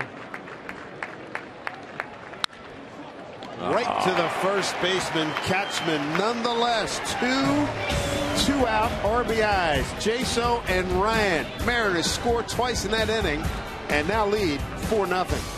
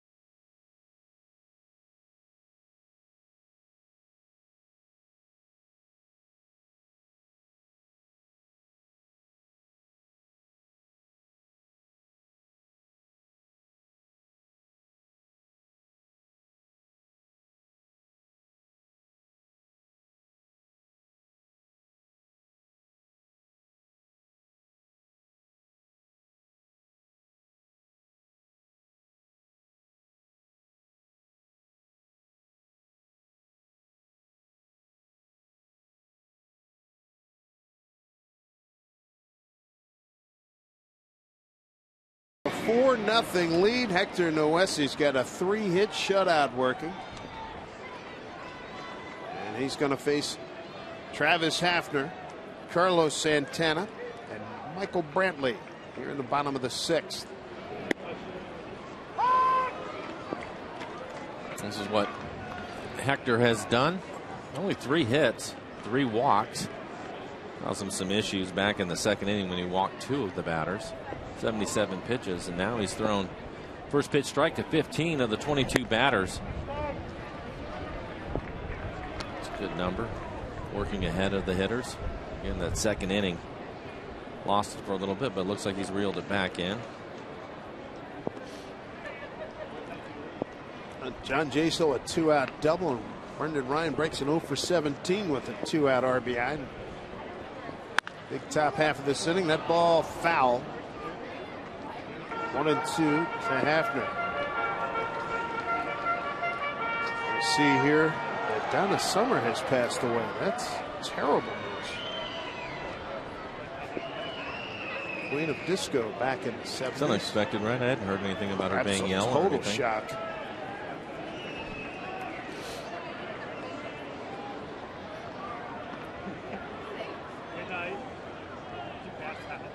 Condolences to her family. 1-2 here to Hafner.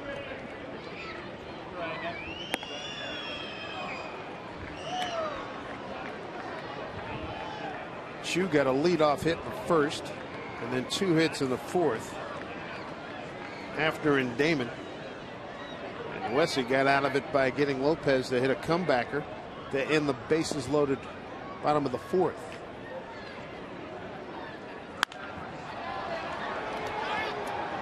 That will get out of play.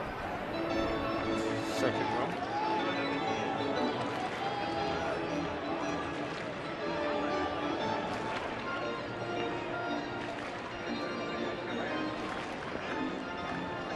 Injuries have slowed Hafner over the years. Yeah. Before he had some super productive home run campaigns here for the Tribe. Hector is at 82 pitches now, so his pitch count's in great shape. 2-2 to Hafner.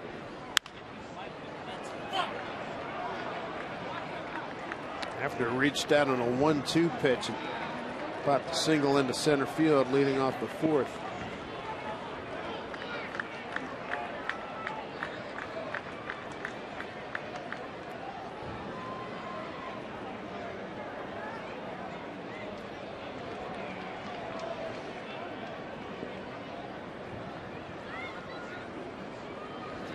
Swing and a miss.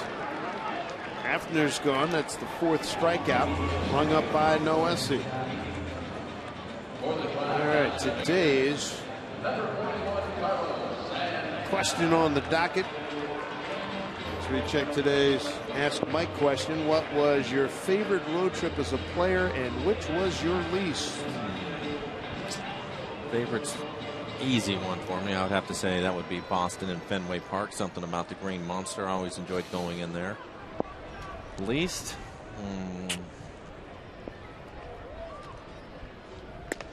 American League West Division, hint, clue? No, I know where you're going.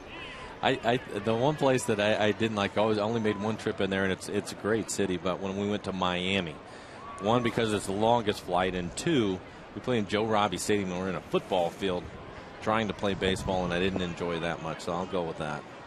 That is an excellent call. Found back by Santen. I thought maybe you were going to say Oakland. Yeah, but we get to stay in San Francisco, and it's tough to beat that, so I True. don't think so.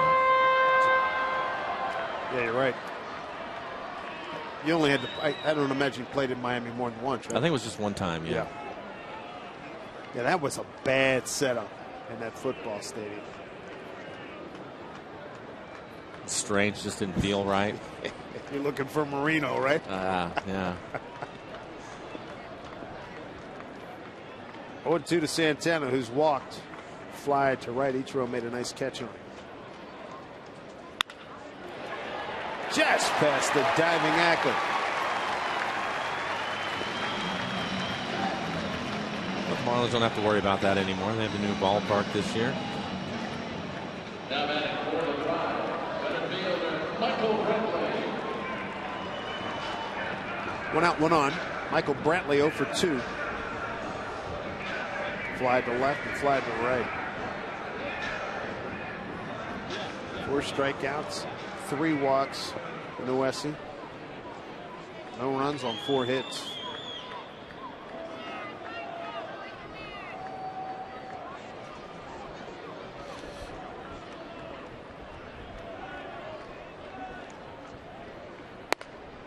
Strike 1. Good fastball.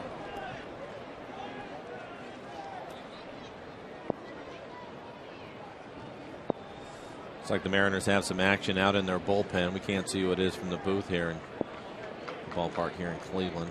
As soon as we know, we'll let you know.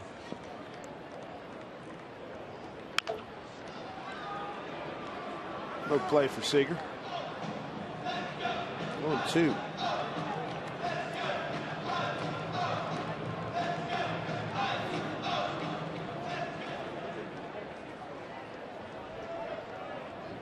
I believe that's Nick Hagedorn. And it is.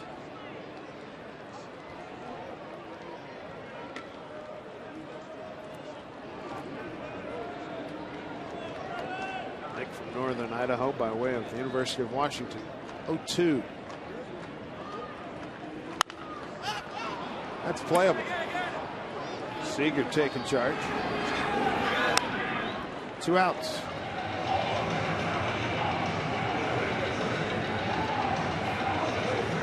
Talking earlier about Noessy's last start after he got out of that second inning at Yankee Stadium, and he calmed down and things really worked for him. He didn't give up any runs. He left the bases loaded in the third, in the fourth, and 2 on in the second. He's done a nice job. Yeah, and in that inning where they scored the 4 runs off of the Yankee Stadium, the home run by Nix, that was a routine fly ball to right and went in the front row. Unfortunately, he hit it at the right ballpark, and it cost Noesy a couple of runs. That hit, Johnny? I don't think so. I think it's a foul ball. Okay.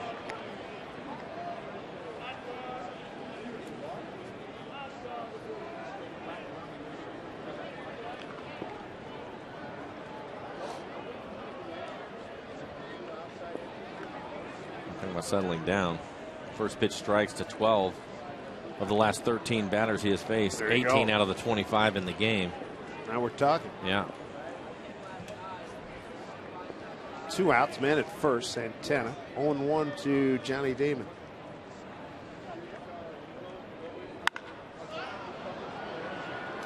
Ackley fighting the sun, giving way to Ryan. That's a good play by Brendan Ryan to call him off of that. Good angle for Ryan, and Noesy gives up just 1 hit in the 6th. 4-0 Mariners.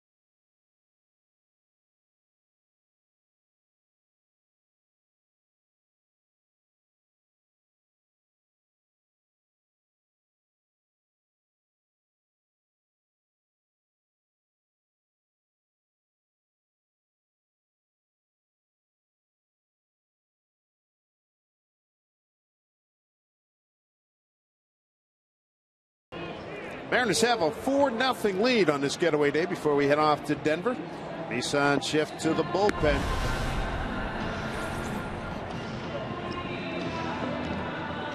And a new pitcher for the Tribe, Nick Hagedorn. Pitched well.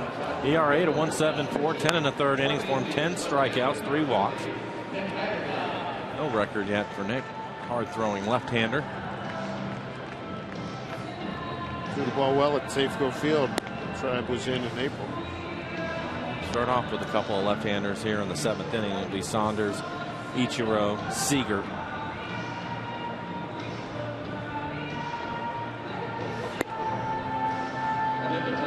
On this road trip, let's see, it's our second 10-day road trip with 2 more to come this season. And body clocks, take a look. This is what the guys have been going through in terms of, their bodies been on Pacific time, but this is what they've had to deal with. Strange trip as far as the times go. The 2-day trips into Boston and now Cleveland.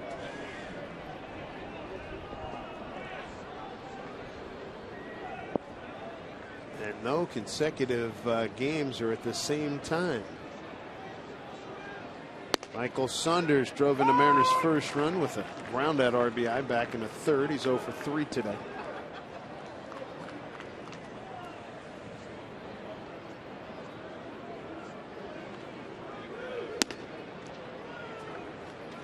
Upstairs.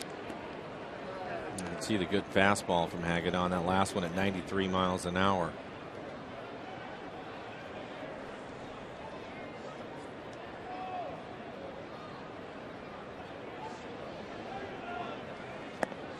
Wild swing and a miss.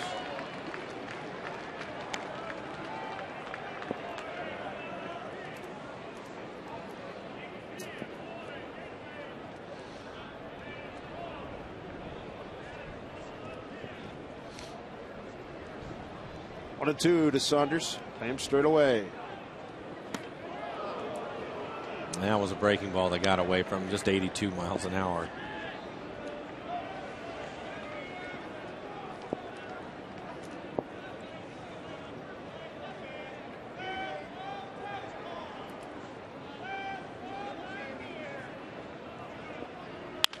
Broken bat down the line, foul. Looked like he hit that one right off the end of the bat. Again, these guys, all of them, just about all of them, have the cup bat. Hit one off the end of it, just splits it right down the middle. Michael said, I don't know, I was in the clubhouse and there was a discussion of bats came up. He was walking by and he's brought 10 with him on this trip. Is he going to make it? I think he's in good shape. I think so too. Yeah. This is game 6, 7. Yeah, this is 7. 2-2.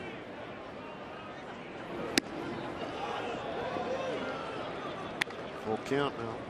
Saunders, Ichiro, and Seager here in the 7th.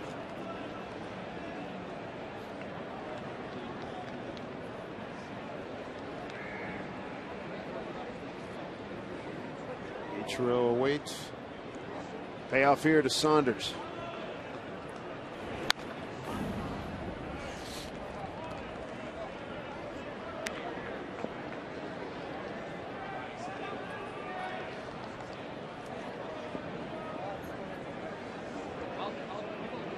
Bright, breezy day here in Cleveland. Gorgeous blue sky above here at Progressive Field. 3-2 to Saunders. It's out of play.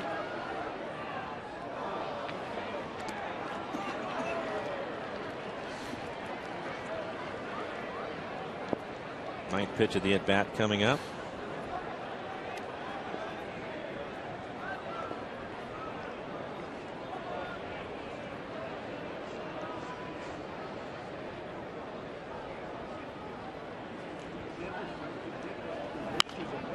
Good battle.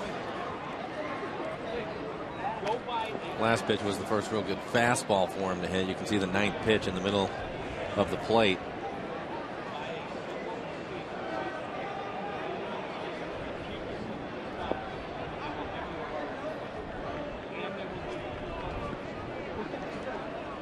Two again.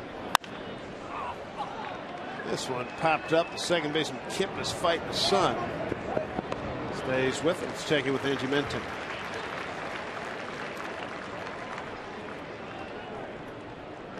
Now hitting for Seattle, number 51, Ichiro Suzuki.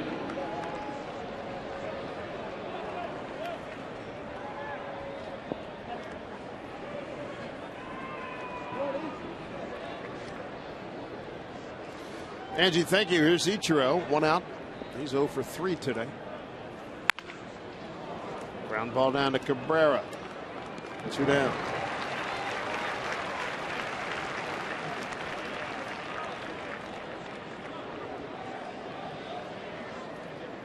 At the plate for the Mariners, number 50. Kyle Seager had a double his last time up, scored a run. That was in the 6th inning. A great inning, wasn't it? Yeah, Leads off with a double. 2 outs later, Jaso with a double to right center field. A walk to Carp on a long at bat. And then Brendan Ryan ends in 0 for 17 with a base hit to center. Mariners with their first multiple run inning here this afternoon. Strike 1 to Kyle. Kyle not happy with himself. Chased a fastball that was up out of the zone. Next stop, Denver. Kevin Millwood, who was with the Colorado organization last year, goes against Alex White. Jason Vargas against lefty Christian Friedrich. Blake Bevan against Jeremy Guthrie, used to be with the Orioles. Oregonian. Swing and miss, a foul tip by Seager.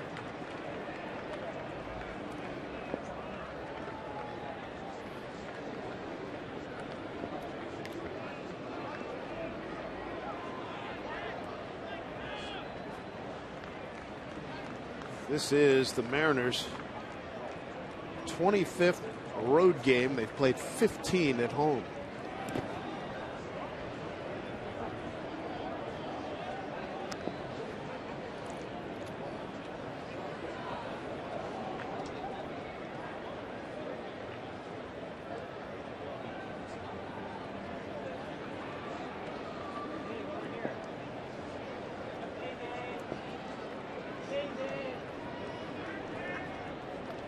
Seager trying to keep this inning alive. 1-2. And he's gone. 1-2-3 of the Mariners in the 7th, but they have a 4-0 lead.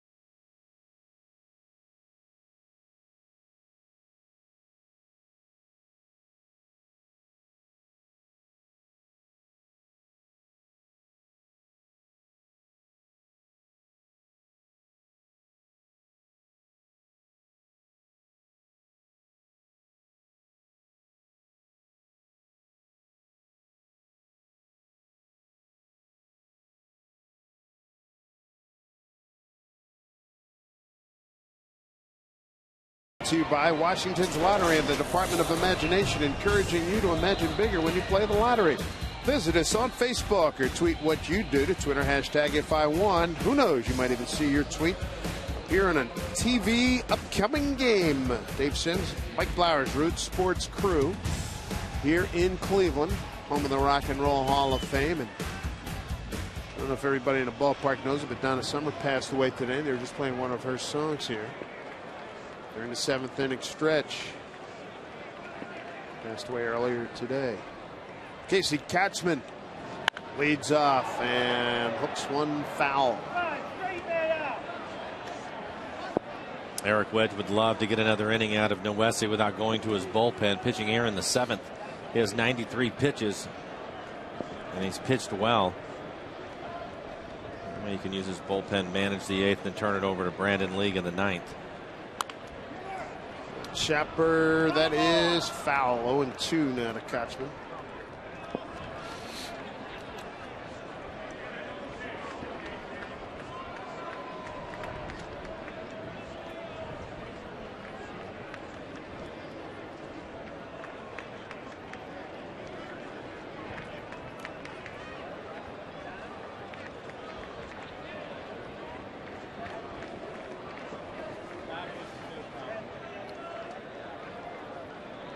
0-2. Good try. Just missed off the outside corner. Kochman with a pop to short and a walk today. He's given up. Hit in the first, 2 in the fourth, 1 in the sixth.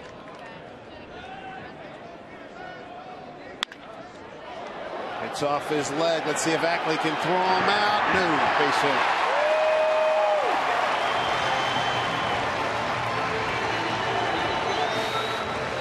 Looked like Hector was fine.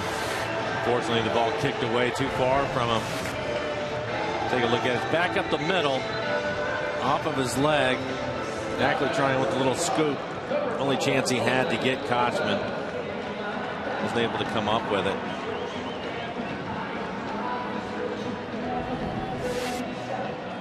Bring up Jose Lopez. This effort by Dustin and by Noesi. Fly to left and a comebacker. Huge pitch by Noesi. First pitch that Lopez saw, bases loaded, 2 outs in the fourth, ended the Indians' threat.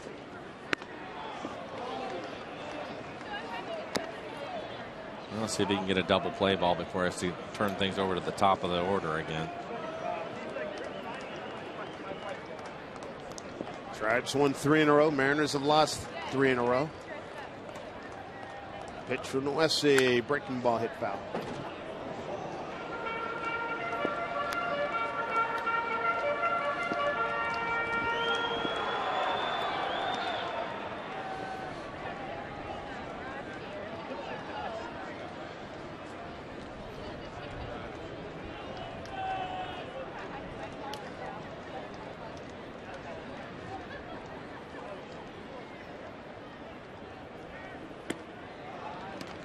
Two and one. That was one of the few pitches we've seen him guide up there for the most part. You hear Carl Willis talking about throwing pitches with conviction, and I think Noesi's done an excellent job of that today. With that one right there, you could tell him he just kind of let up on it, trying to guide it into the strike zone.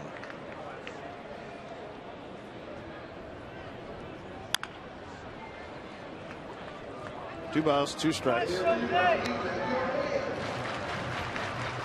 Mariners scored in the third. RBI ground out by Michael Saunders. In the fifth, a pass ball allowed a run to score. In the sixth, 2 2-out base hits. A double by Jaso and a single by Ryan accounted for 2 runs. And that's how the 4-0 lead was built. 2-2 pitch to Lopez. Struck him out. Big one. Strikeout number 5 for Hector. It's time to rock and roll at Safeco Field on Saturday, May 26th. Turn back the clock day. Make sure you come on out. Get back to the sights and sounds of the 50s. The Mariners and the Angels will be wearing retro uniforms. And the Mariners will be wearing their Rainiers. Bright red and white uniforms. Good luck for Dustin Ackley. Twist and shout your way to tickets at mariners.com. The Wentz comes out to get Noesi 1 out, 1 on, hitting the 7th. And he leaves with a 4-0 lead.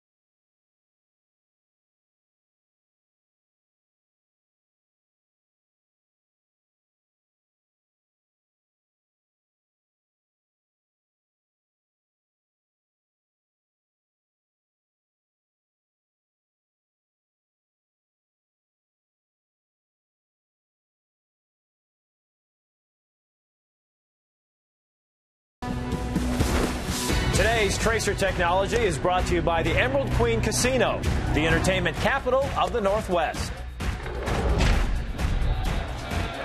We're in the 7th. Mariners on top 4-0. Tribe has 1 on, 1 out. Hector Noes, a nice performance today. He pitched great. 5 hits over the 6th and the 3rd innings that he had pitched. 101 pitches total. 5 strikeouts, 3 walks. Did not give up a run. He is responsible for Casey Kosman, who's on first base here with 1 out. But Hector really threw the ball well today. Carl Willis will be happy with all the first pitch strikes. Working ahead of the hitters made a big difference for him. Lucas Litke, this will be his 15th appearance. He has a 1-0 record. ERA doesn't have one yet. Hasn't given up an earned run. 9 2/3 innings, 11 strikeouts, 6 walks. Jeff left-hander and Shin-Soo Choo. And Litke works in that extreme first base side of the rubber. Uses it to his advantage against lefties. Strike 1.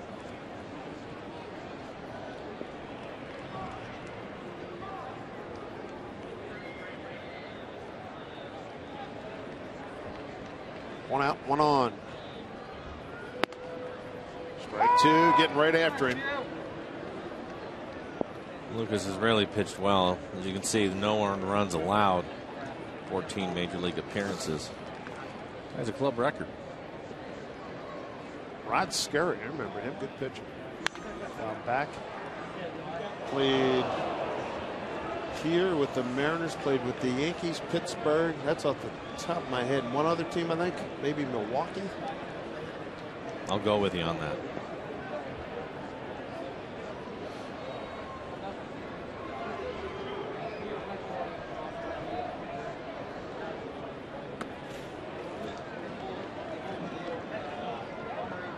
One and 2 to Chew. Led off the Cleveland first with a double. Since then, he's grounded out the smoke and struck out.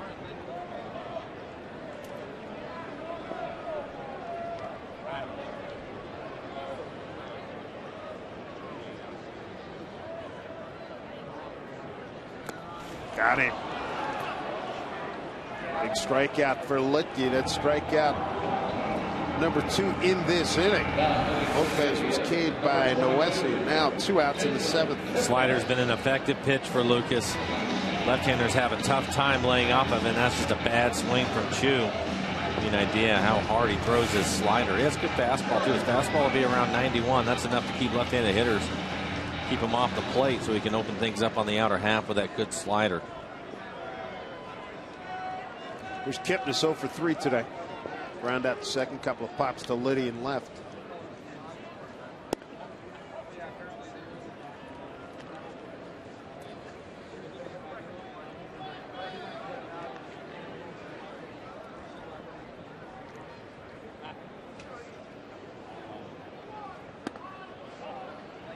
Two-no.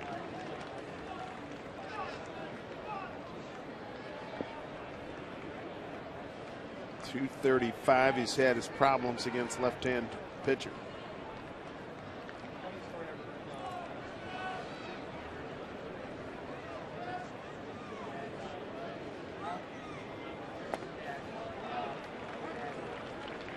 Three and 0.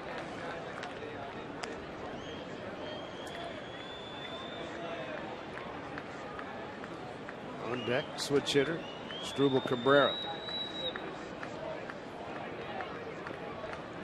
2 outs here in the bottom of the 7th, and a pitch outside, a 4-pitch walk to Kipnis.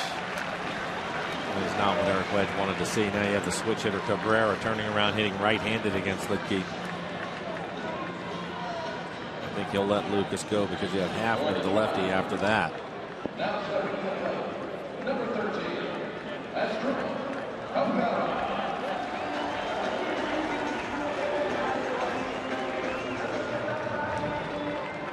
Nunes has got to feel good about his performance.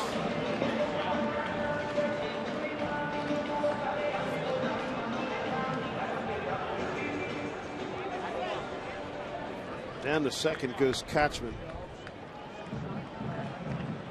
And at first, Kipnis, and here's Cabrera. Strikeout, ground out to short, pop out to third. Full name, strike 1. cheating, trying to get on that first pitch fastball, and Lucas throws him a slider at his back foot. Another bad swing from an Indian hitter.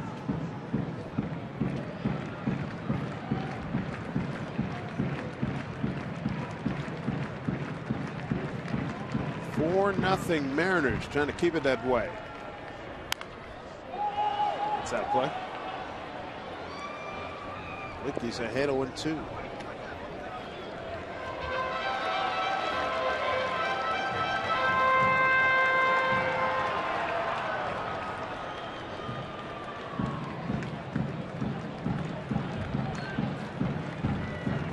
Adams back at it. He's been to more than 3,000 Indian games, coming every game since 1973. Base drum. The 0-2 bounced up there. Jaso keeps it in front.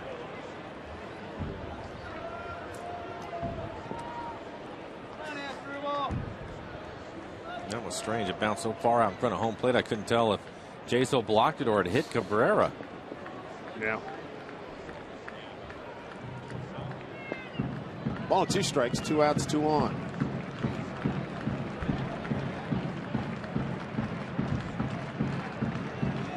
1-2 from Litke. Good pitch. Yes, it was. 2-2. Dialed that up right on the inside corner.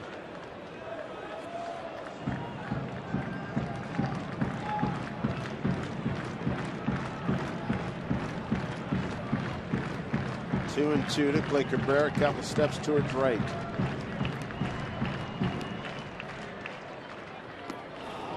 Full count.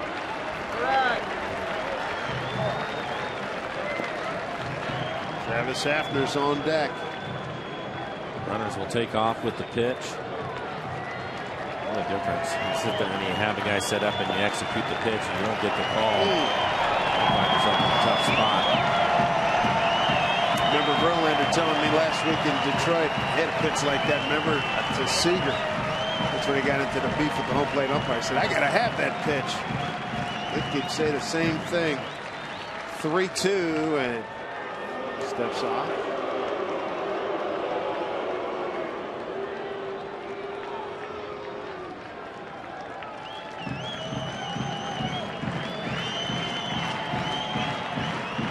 Runner's going to take off. 3-2 pitch.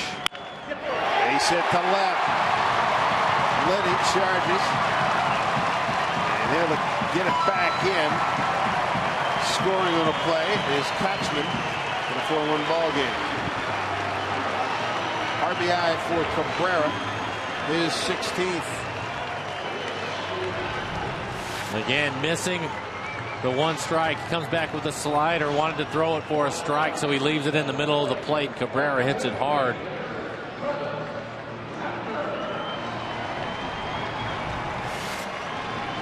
That run goes to Nuesa.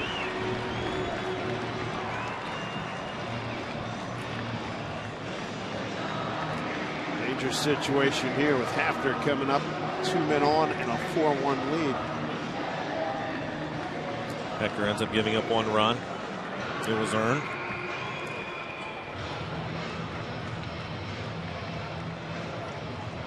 And you're right. I mean, we're sitting here in the 7th inning. This could be your ball game right here. You have Hafner hit a home run in last night's game coming up. Carl Willis going out wants to be sure they're aware of the scouting report and what they want to do with him. Now it's just a matter of whether Lucas can execute the pitches to get him out. Boy, that 1-2 pitch was huge. Yep.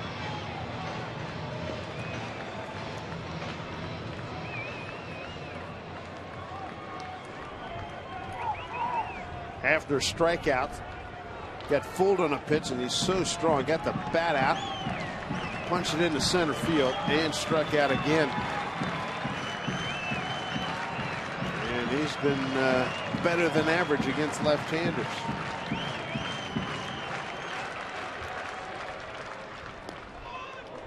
Ball 1.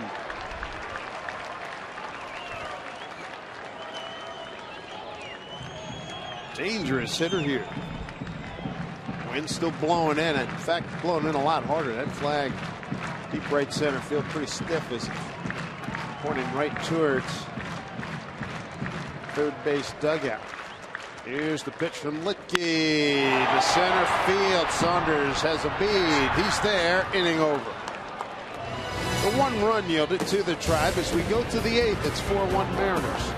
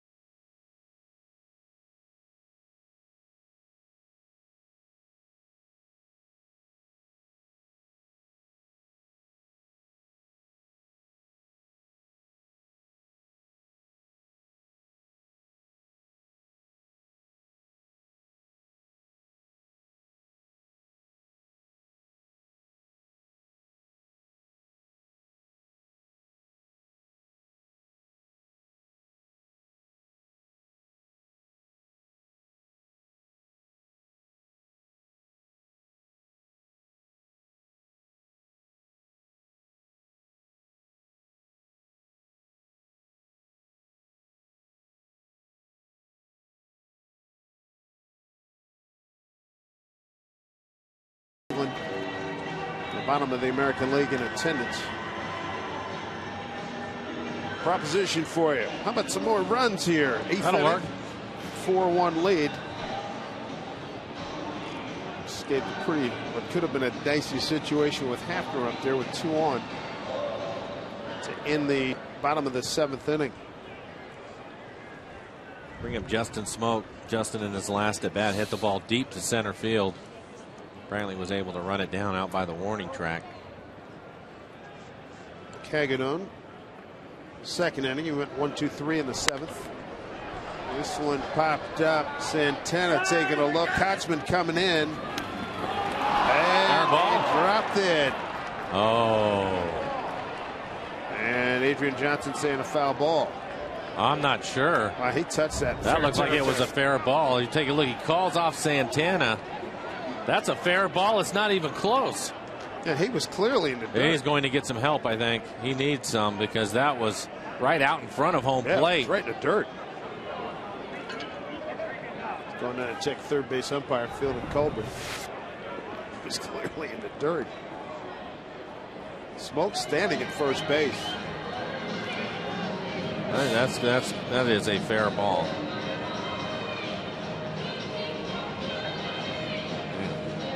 I'm sorry how you missed that one.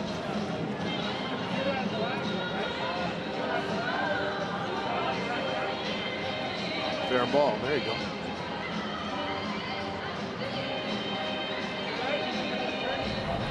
Take a look. Adrian Johnson standing right there. That's. I don't know what he was looking at. I don't know either.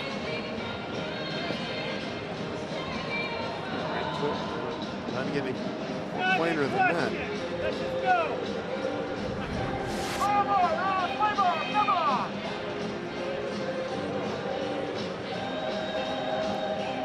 Pretty long discussion for what appears to be a no-brainer, right? Yeah, I don't know what there is really. They're explaining to Maniac, to the manager, why they're going to give him first base. And Manny doesn't have a beef. He saw No, it. yeah, he knew.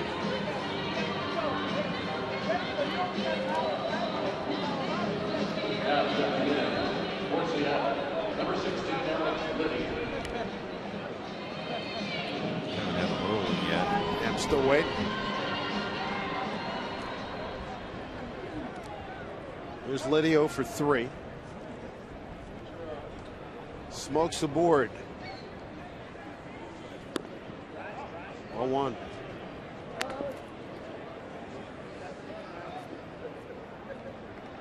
Santana got a bad jump on it. The catcher, he couldn't locate it, and Kochman did the right thing. He came charging in, he just couldn't hold on.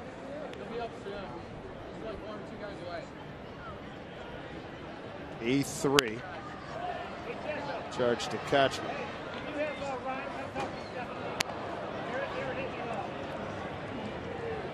Second error of the season for Casey.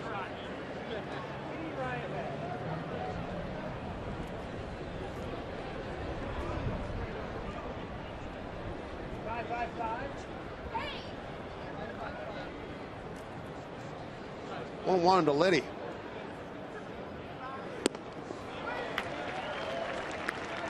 Alex has had a tough day.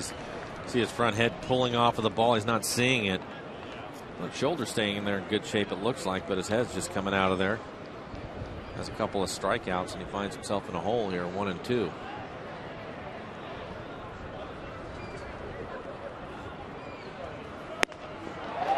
Fastball beating. One out here in the Mariners' 8th with Sound Transit's new easy-to-use trip planner. It's easy to get to the game or where you need to go. Visit soundtransit.org to play your next trip. I would guess Casper Wells will come in the game for defense now for Liddy. 0 for 4 day with 3 strikeouts for Alex. Here's Jaso. Looks for a strike. John with a huge 2-out RBI double back in the 6th.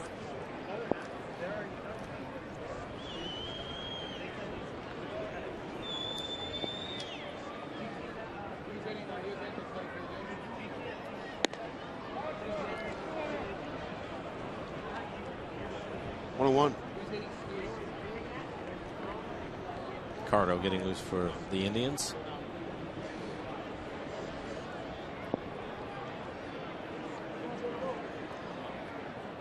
Seagulls starting to swarm here at the ballpark.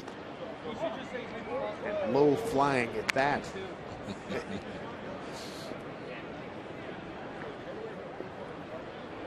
How did they know it was a noon game?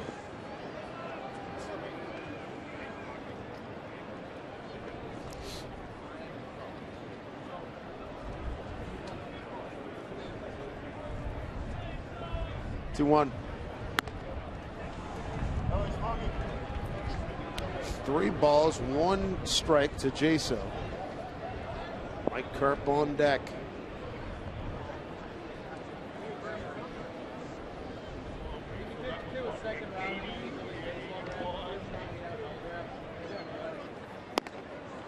Jaso will take the walk. 2 on, 1 out. It's time for Mariners baseball under the sun at Safeco Field. So get your family, friends, and more. Get them to book your group summer outing at the ballpark. Pick up your group tickets for as low as $8 and make your trip to the ballpark both affordable and fun. To reserve your group date, visit mariners.com/groups. Jesus Montero is going to pinch hit for Mike Carp. Jesus just came down from the bullpen. Batting for Carp, number 63, Jesus Montero.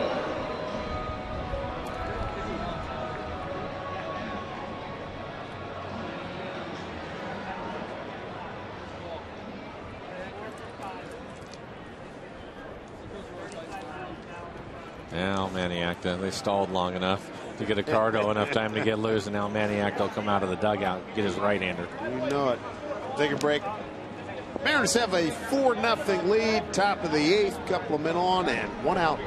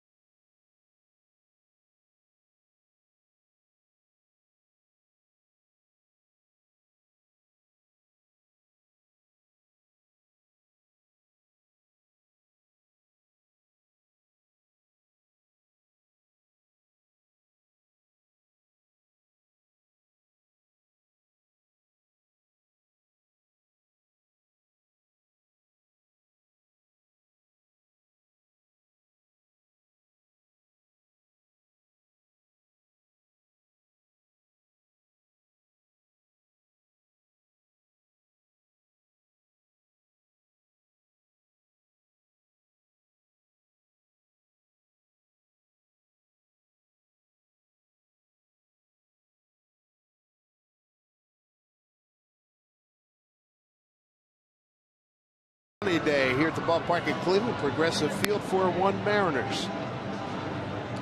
Before they take off to Colorado for a weekend set. Speaking of Colorado, Island Denver. These are your pitching matchups. Offensively, Alex White and Jeremy Guthrie, two of the pitchers struggling so far this year. White with an ERA well over 6. Guthrie right around 6. Kevin Millwood coming off of a good performance against the Yankees. We'll get the opener there tomorrow night. Start of interleague play for 2012. Folks can send in your thoughts on interleague play.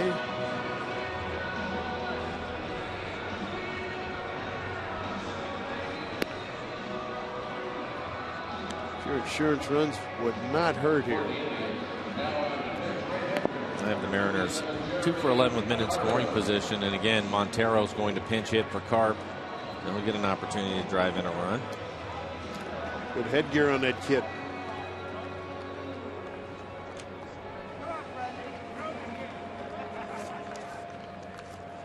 Mariners this season in the pinch hitting category, the club is 3 for 16. 1 hit by Saunders, 1 by Liddy, and 1 by Jason. First pinch hitting appearance for Mr. Montero.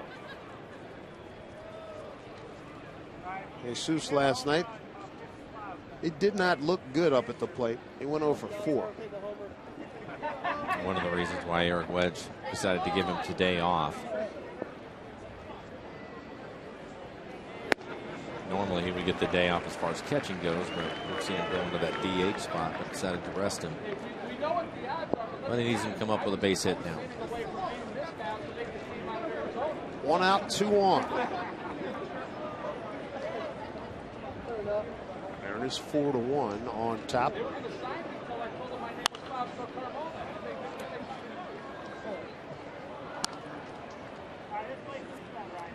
Ball and 2 strikes.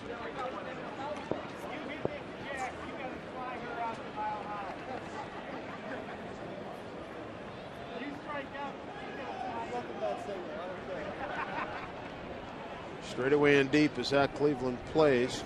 Montero pitch. He's gone.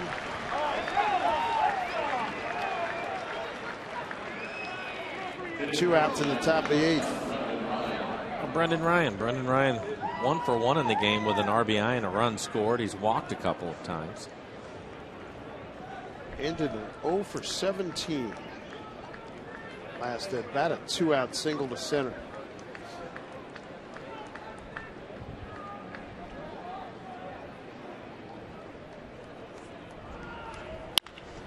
Back up the middle. Here's Cabrera. Easy flip. That'll do it for the Mariners as we go to the bottom of the 8th. Santana, Brantley, and Damon coming up 5, 6, and 7.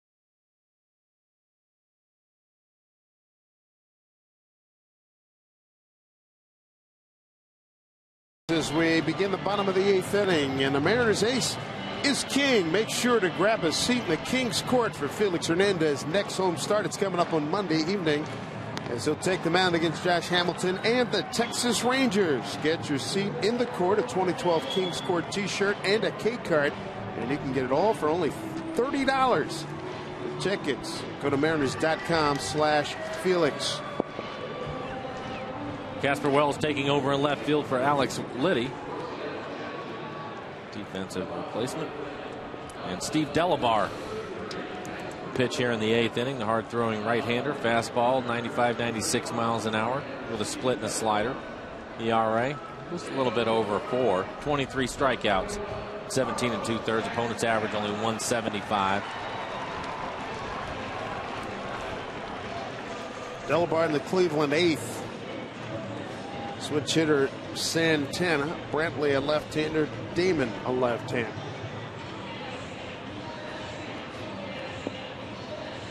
Santana. Walk, single to right, and base hit to right.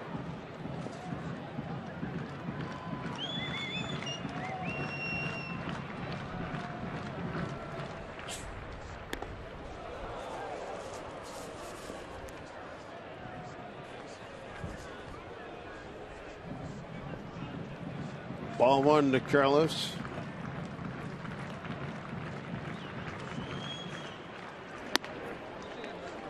Two up.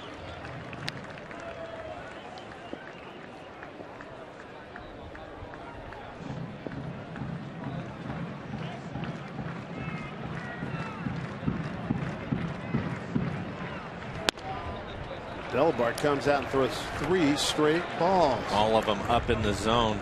Up out of the zone.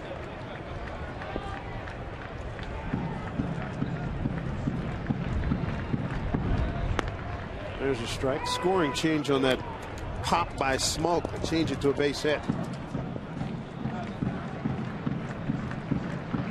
Leading off the 8th inning. Boy, Delabar not close. That's not what you want to see. Trying to protect a 3-run lead.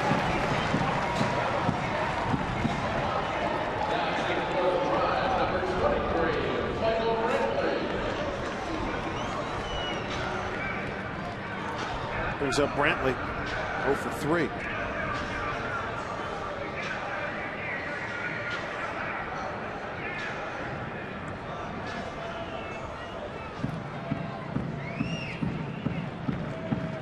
Wind still blowing straight in.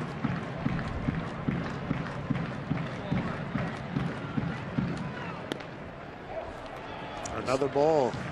And Jace will go out and have a conversation with him. He's missing up out of the strike zone. He has to get him down in the zone. That last pitch, 6 pitches now, 5 of them for balls.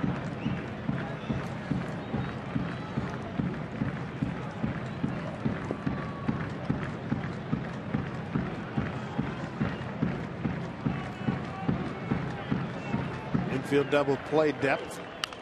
Fouled off.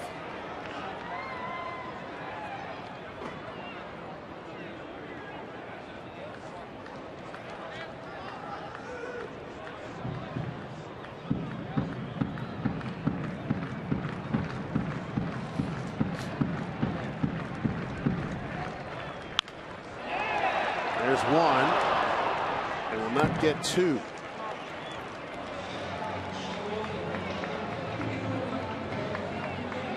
It was another really good play by Brendan Ryan. He wasn't able to get the runner at first, but the fact that he was able to get rid of it quickly and throw it right on the money to first, not an easy throw to make. But just in case he can't see where the runner is at because the play is taking him away from it. Got a strong arm from every funky angle there is. And he throws from all of them, too. Here's Johnny Damon.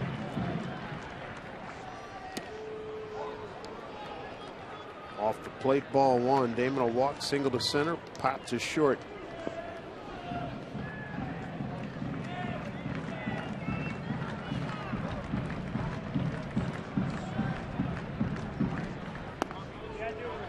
There's a strike, 1-1. Mariners get a run in the 3rd, a run in the 5th, 2 in the 6th. Hector Nuesi threw a nice ball game for 6 1/3. Tried to come back with a split and buried it in the dirt.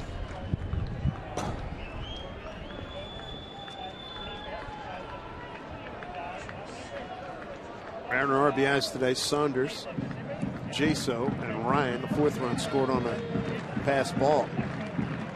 Cabrera accounted for the Cleveland run with a RBI in the 7th. Here comes Ichiro. So you got a late start. That's a heck of a play by Ackley. That's over a great the shoulder. Play. Yeah, that's a great play by Ackley. It's completely fools Ichiro. He was just standing in his tracks for a long time before he decided to run in, but Ackley stays with the play. Wow, right on the end of the webbing. Swing fooled Ichiro, you think? I think so, yes. Saw the big swing, and then the ball didn't get out there to him. And there's another play where the wind blowing in as hard as it is had to help Ackley on that one. Didn't hurt, that's for sure. 2 outs, 1 on. Here's Kochman.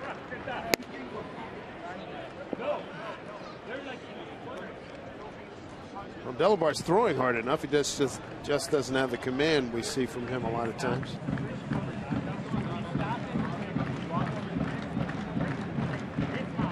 Third pitcher used by Eric Wedge today.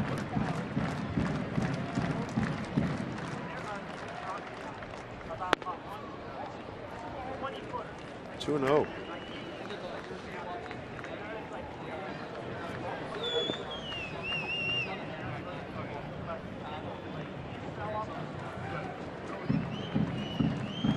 Eric Wedge trying to win his 10th road game of this early season.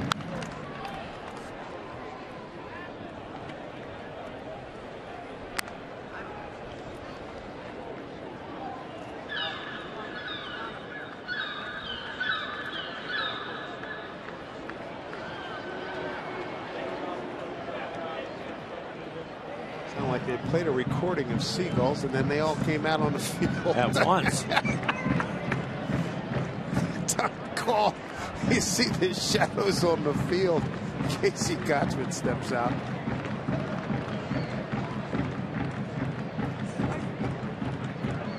Cue the dancing girls. 2 and 1.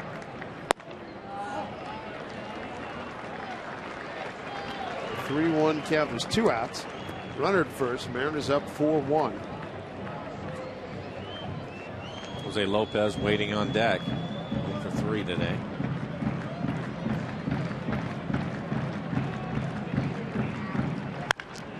Got into that pitch. Base of the fence. Santana to third. He's held there. So Delabar got behind 3 and 1 and had to serve one up, and Kochman pressed it against the fence. 2nd and 3rd for the Tribe. It'll bring the tying run to the plate. And he's cheating on this fastball. It's in the middle of the plate. Hits it hard on a line. Mariner's fortunate he wasn't able to elevate it a little bit more. That was hit on the button as it ricochets back to Ichiro. Carl Willis coming out of the dugout now. Going to have a conversation with Delabar. Boy, when you get behind, you can cheat. I don't care how good your fastball is, you have to work ahead. That's the main reason why you get these guys in those aggressive hitting counts, and they'll make you pay for it. Even for Kochman, who had been struggling hitting 200.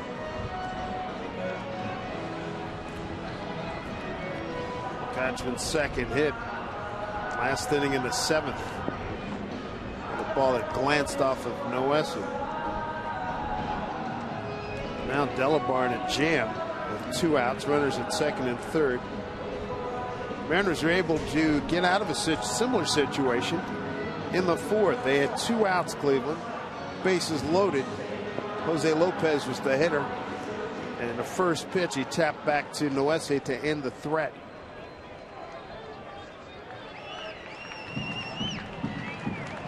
Delabar's got to make some quality pitches here. 2 out, 2 on. Mariners by 3. Ball 1. Cleveland 1 for 7 with men in scoring position. Delabar would like to make it 1 for 8.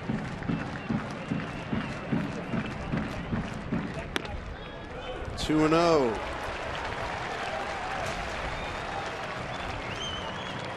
Chu, Kipnis, and Cabrera and Hafner following Lopez if you're not careful.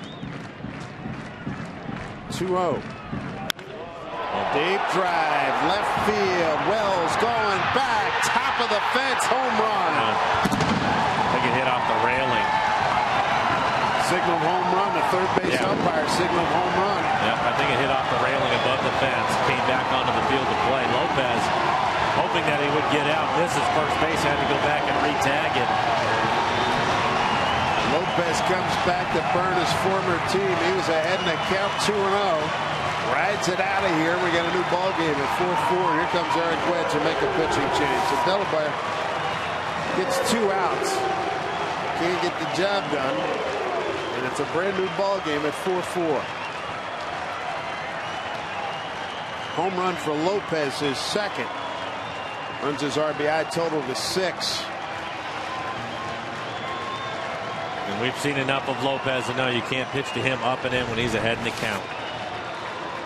4-4 ball game. We start anew here in Cleveland. Back with more after this.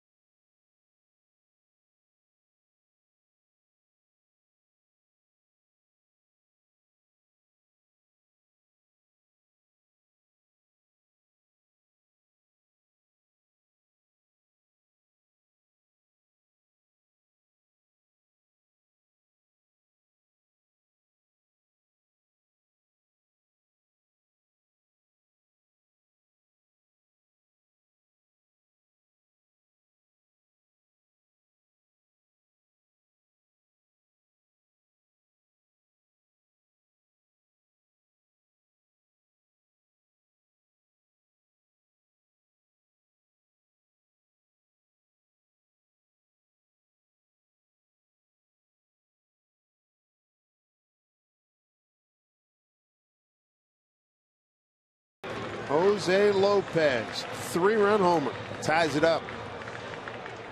Mariners have led 4-0, 4-1.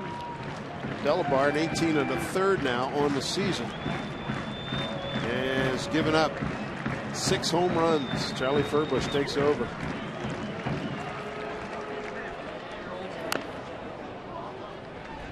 Shin-Soo Choo is the hitter.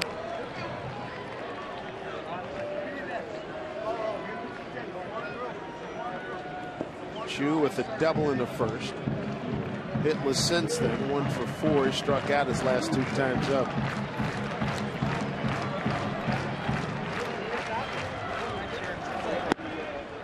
Oh, 1-2. That 3-run homer coming with 2 outs.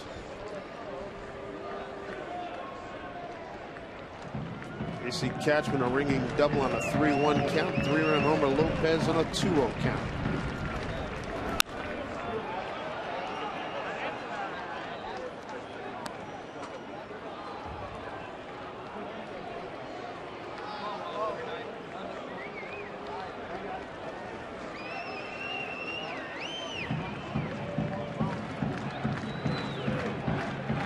Two outs, nobody on. 3 runs in.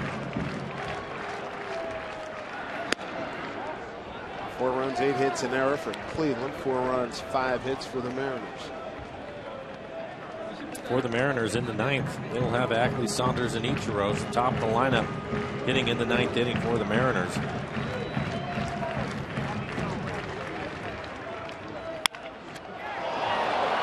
Charlie knocks it down and throws him out. Nice play. Didn't panic. Stayed with it. Big blow, though. Kotzman with a big double, and Lopez, another former Mariner, ties it up with a 3-run shot.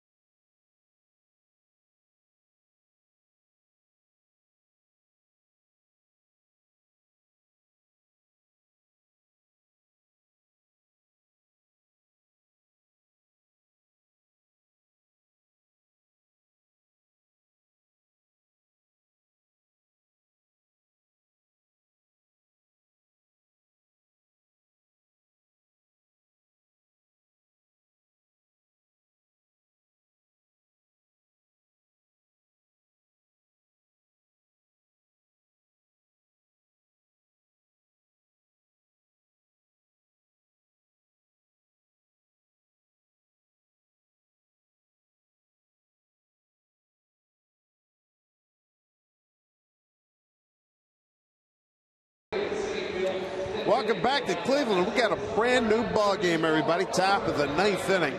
It's Jose Lopez and Casey Kotzman combined to get Cleveland right back in it at 4-4. And Tony Sipp takes over on the mound. Second game in a row we've seen Tony. He threw a scoreless inning last night with 1 strikeout. 17th appearance. Big ERA. Mariners got to get going here, see if they can get a couple of runs and turn it over to Brandon League. A 3-run shot by Lopez ties it up at 4-4. Tony Sipp's going to face the top of the order. It'll be Ackley, Saunders, and Ichiro. Mariners left 2 on in the 8th. Could not come up with a big hit. You always get nervous when a team's within field goal range, right? You are, and then when you have a pitcher out there that is struggling to throw strikes, it makes you more nervous.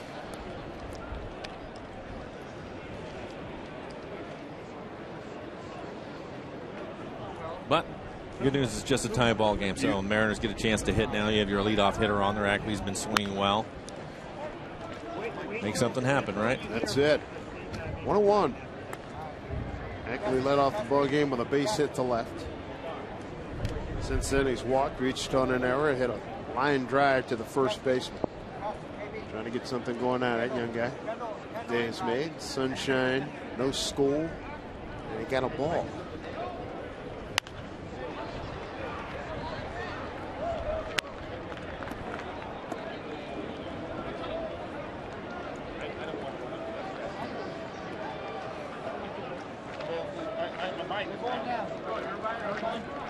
Dustin has reached base 3 times today. Blocked in there by Santana, 2-2.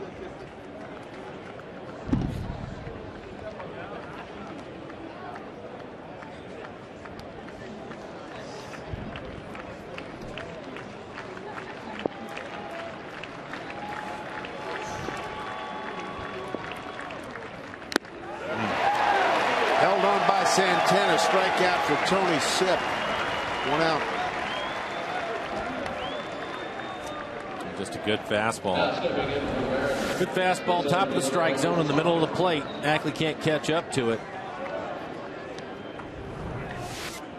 It's in his wheelhouse, too. That's a good pitch for him to hit. Most lefties like the ball down. He can handle that one up there, but he misses at that time. There's Saunders 0 for 4 with an RBI. No important runners in scoring position numbers today. Cleveland 2 for 9. The Mariners 2 for 13. Cardinals' 3-game losing streak. They entered today 0 for 15 in that category.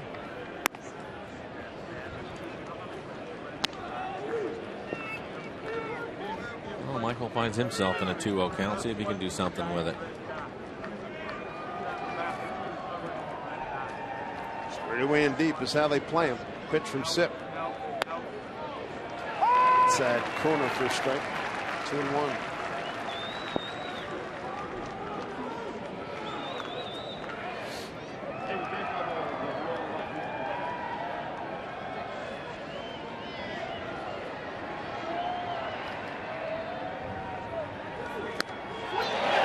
Two.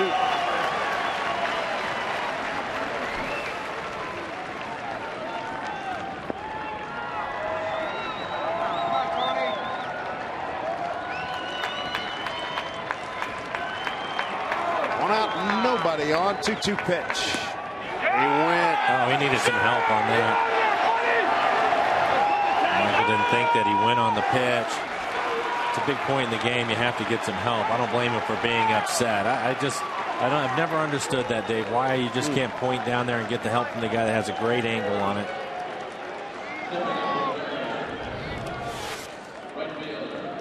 Clearly, I did not think he went. Yeah, I don't blame him for being upset. You're trying to win a ball game. Get some help. It's no sweat off of anybody. 2 outs.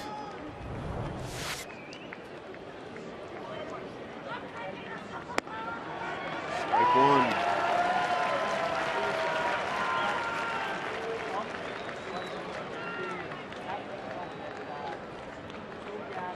Sip going right after him.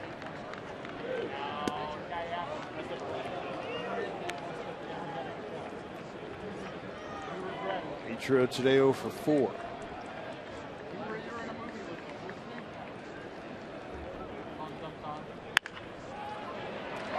Coming up in the bottom of the 9th inning, 2, 3, and 4 for the Tribe. Kipnis, Cabrera, and Hafner.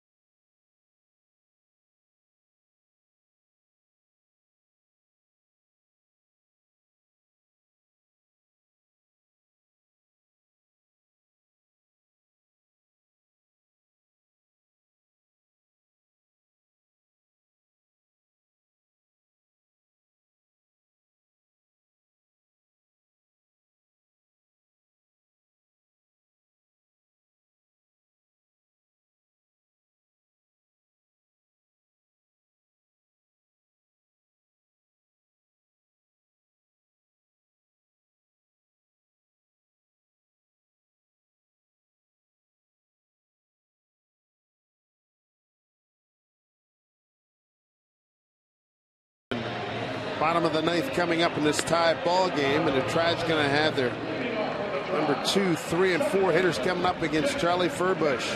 3-run homer by Jose Lopez, the ex-Mariner, in the bottom of the 8th, tied it at 4-4. And again, Davis, those 2-out RBIs, you end up getting the double from Kochman and then the home run from Lopez with 2 outs.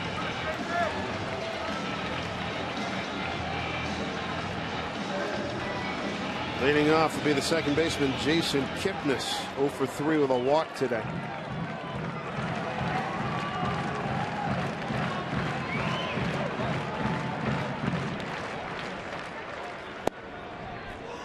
Strike one.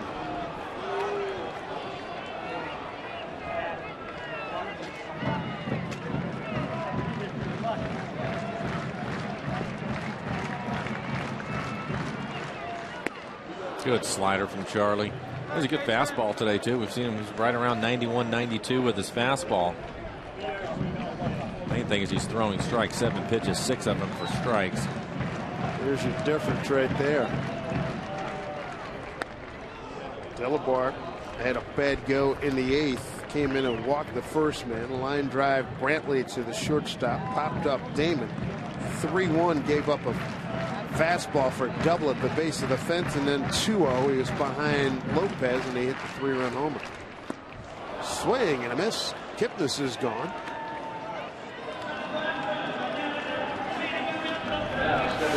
Another good slider from Charlie. Gets him to chase a pitch off the plate. Not even close to it.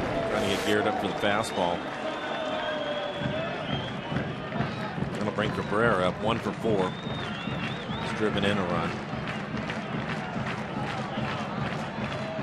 Ram straight away. Seager close to the line at third. Way outside, ball 1. There he is. Yeah.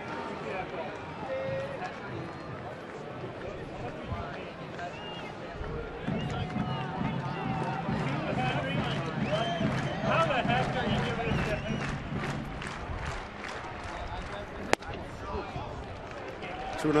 Wow, looked like a good pitch. And it was. Adrian Johnson, home plate umpire. Gary Cedarstrom at first, Lance Barksdale at second and field, and Colbert at third. 2-0. On the line, foul ball.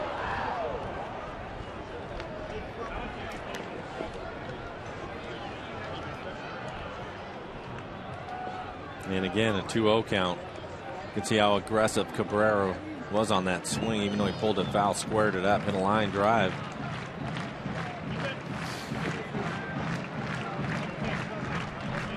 Two-one pitch. Count evens. 2-2. Travis Hafner on deck.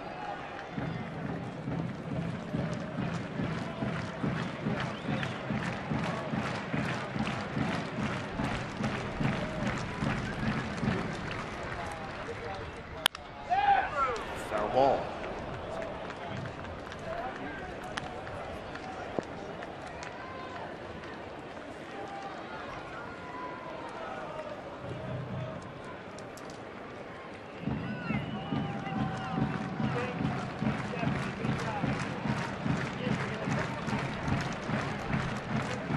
Two and two to Cabrera. Pitch from Furbush. Breaking ball hit down to Seager. Good hop for him. 2 outs.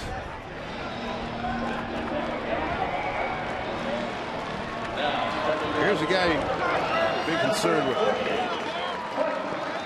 Travis Hafner, we showed you last time, about a .257 career hitter against left-handers. Come on, I'm thirsty. I'm going to go home. He's had his share of big home runs in this ballpark. Had a home run in yesterday's game or last night's game. 5 home runs on the year.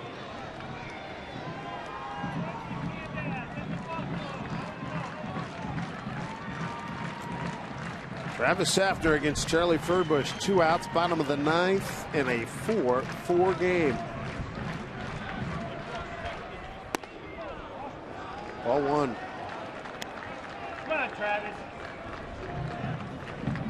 After giving a long walk, thinking about what he wants to do here.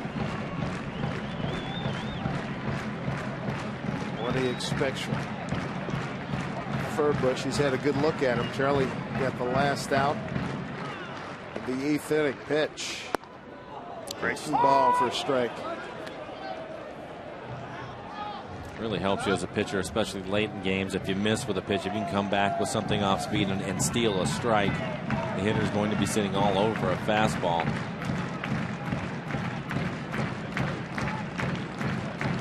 One to Hafner. Another good slider. Don't chase that weak stuff. Come on. Strike away from extra frames here.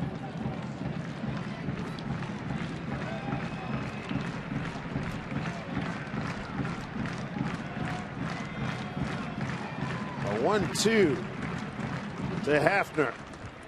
Outside. 2-2.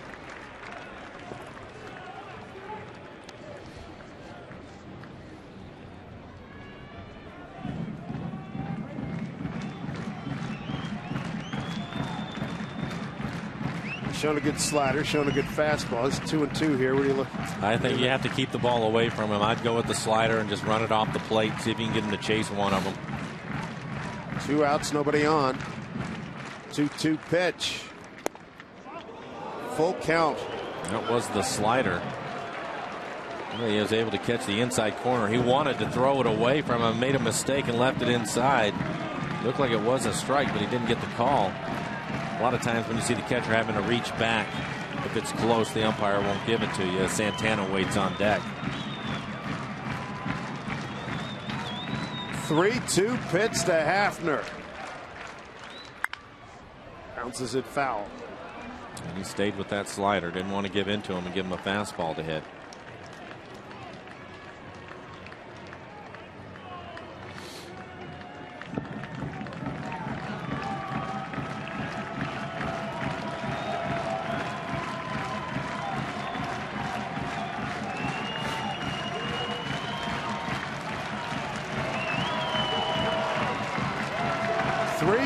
Pitch. Furbush to Hafner. Fouled off again.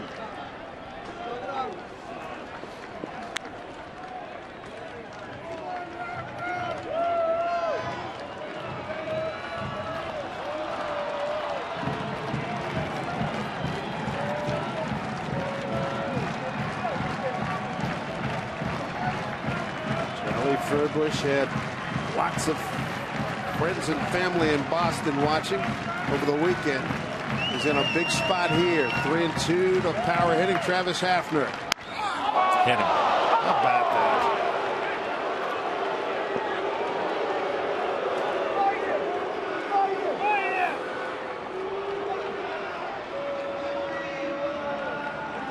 that? Hafner's aboard.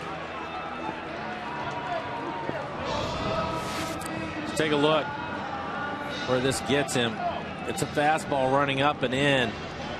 That looked like it may have hit the knob of the bat. See if we can get a better look at it. That hit him on his hand. Take a listen. And hear him yell there. So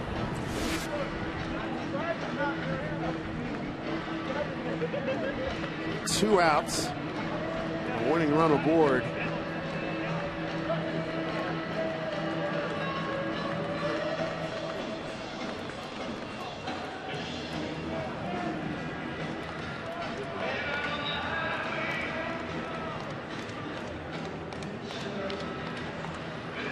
Long look. After wants to stay in the ball game.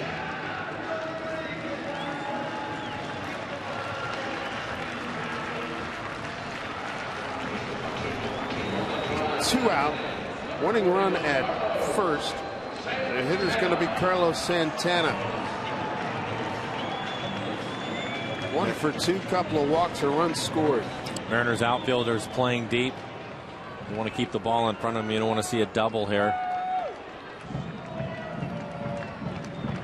Kyle Seager, the third baseman, is on the line at third, taking that double away.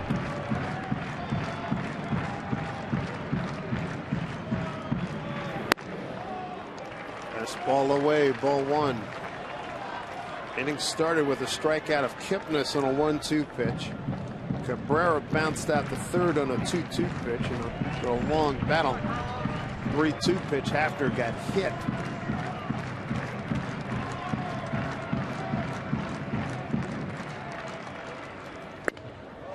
Two and 0.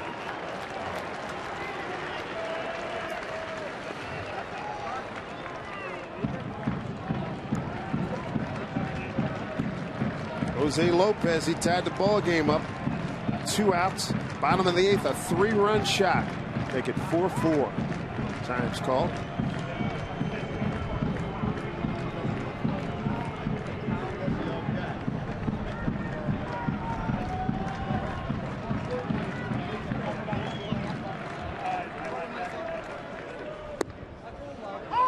with a strike. And again, Charlie falling behind in the count, but not giving in with a fastball.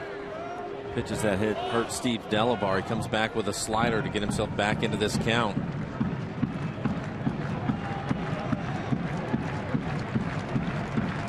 Two and one, 2 outs, runner at first. 3-1.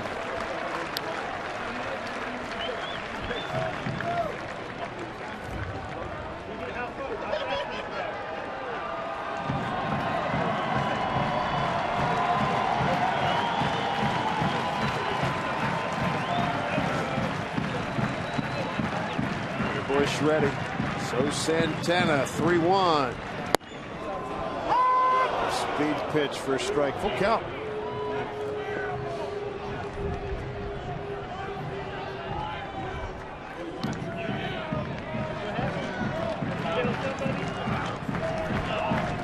After at first.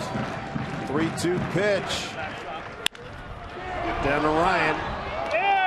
He throws across. Extra frames coming up here in Cleveland. 4-4 as we turn to the 10th.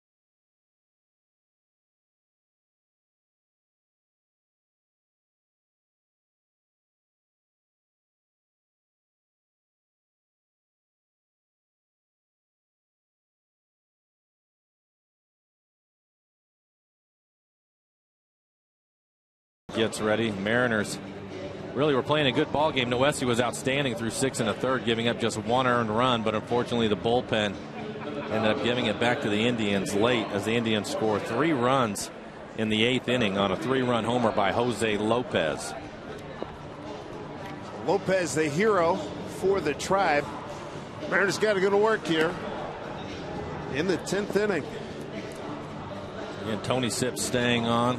Eric Wedge really making all the right moves. Unfortunately, the Indians again on a 3-run homer. It was 2 outs that they were able to score the 3 runs. A double by Kochman and the home run by Lopez, the 8 and 9 hitters in the Indians lineup. The Mariners have to try to score a run, maybe 2 here. Kyle Seager 1 for 4, had a double back in the 6th inning, hit it out to left center field. Eric Wedge would love to see him do that again. Wind still blowing in hard from right center field. Seager took a called 3rd strike in his last plate appearance. That was in the 7th.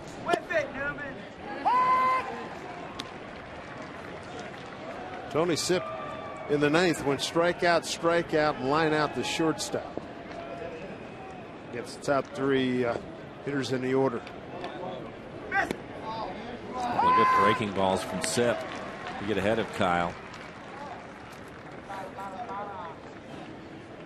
On the bench for Eric Wedge, you have Figgins and Kawasaki. Wells came in as a defensive replacement. Montero came in to pinch hit for Carp. He's got a piece of it. Seager, Smoke, and Wells here in the 10th. Alex Liddy, his first start in left field. Did a fine job defensively. Didn't have any problems out there. He struggled offensively today. And Seager strikes out. Kyle saying it was a foul ball. He thought it hit the ground. And then they check down at third, and Colbert says he's gone. And Manny Acta will come out and make a pitching change. Take a look at it. That's a tough one to tell. Kyle ended up getting a piece of it, which I think he did, but home plate umpire said that Santana was able to catch it and didn't hit the ground. 3 strikeouts for Tony Sipp. He did his job. 4-4 ball game in the 10th.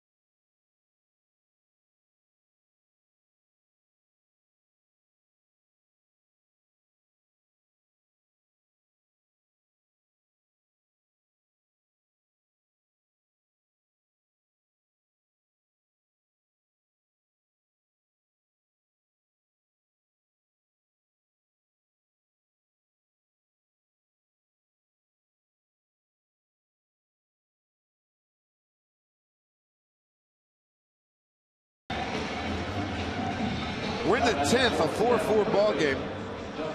We go to the closer on a sunny day in Cleveland. Chris Perez.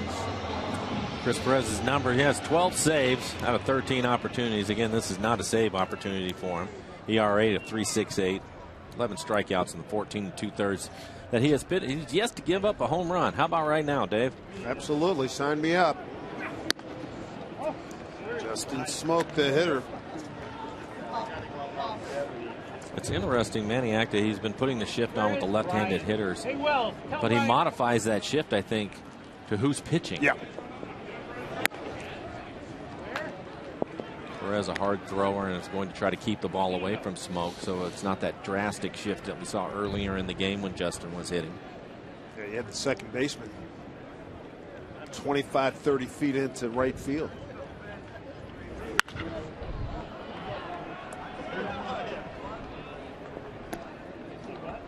Two and one. Smoking a mile-high pop in the home plate vicinity. Catcher couldn't find it. Kochman came running in and dropped it in fair territory for a base hit. Originally ruled an error. They changed it to a hit. Who?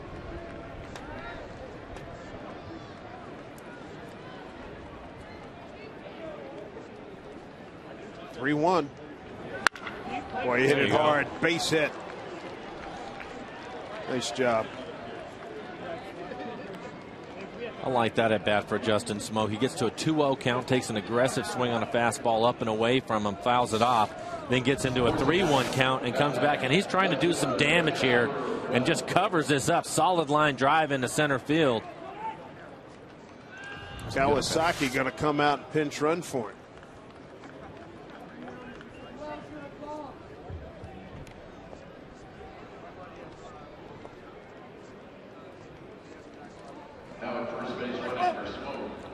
We'll see if Eric Wedge wants to run him. There is one out. With nobody out, I don't think he would do it. You'd have Wells bunting here, but with one out, maybe you'll give him a shot to try to steal second base. Kawasaki, as we know, takes one of the more aggressive leads you'll ever see. Inside. Ball one. Kawasaki 0 for 2 in base stealing this year. Wells his first plate appearance.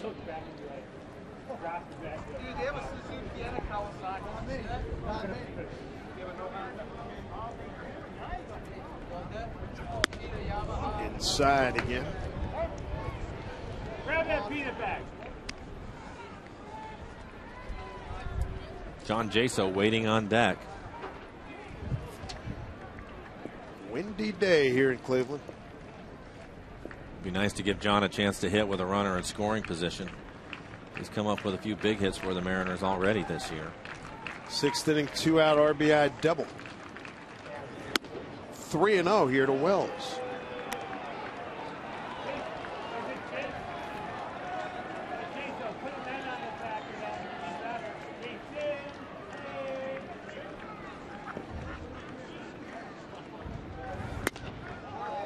Four-pitch walk. How about that? Mariners will take it. Mariners at first and second. Here comes Jaso. He indeed will get an opportunity. Pick up a run or two. For the Mariners, catcher John Jaso.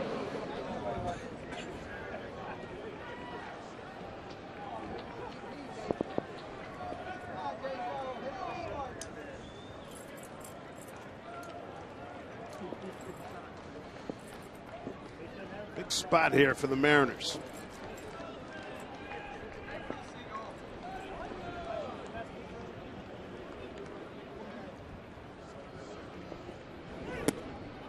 Well, he can't find it. Really have to zone him up now. I don't know if Eric Wedge will make him take a pitch. I doubt it. I think he just leave it up to Jaso to look for a pitch in the middle of the plate, and if he wants to take a hack at it, let him go. They already have a runner in scoring position. Montero waiting on deck. He came into the game for Cart, pinch hitting in the 8th inning. Pitch from Perez. Nice backhand by Santana. Talking about having no feel. He is all over the place. Santana going to have a conversation. As Santana was going out, he was actually looking towards the dugout, wanting the pitching coach. Man, bounces a fastball at 93 miles an hour. Fortunate for Santana to come up with that as Scott Radinski will make another trip to the mound. But he is really struggling right now. 11 pitches, 9 balls. 2 strikes that he was able to throw were to Smoke. One he fouled off, the other he lined into center field.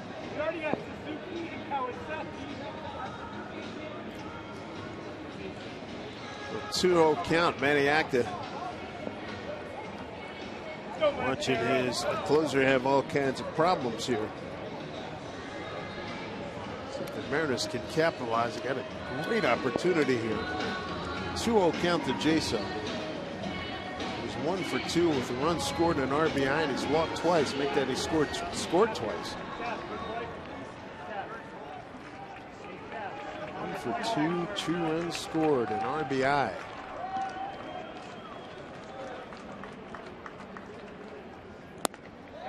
There's a strike. That's the Bronx cheer here in Cleveland. Hey, Montero, tell Ryan his girlfriend.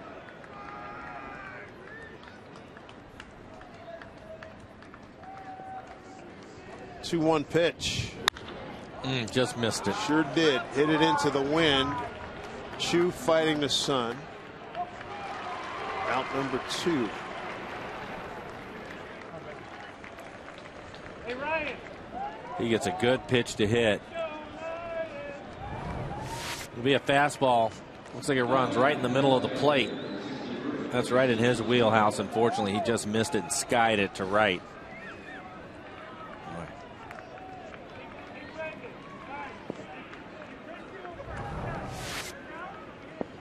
It's an opportunity for Montero. Pinch hit for Carp back in the 8th. Struck out on a 1-2 pitch. Coming off an 0 for 4 last night.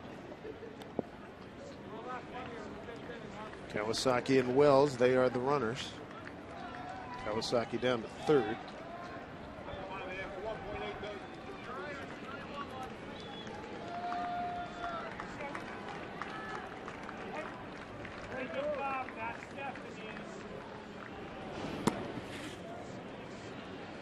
Ball one.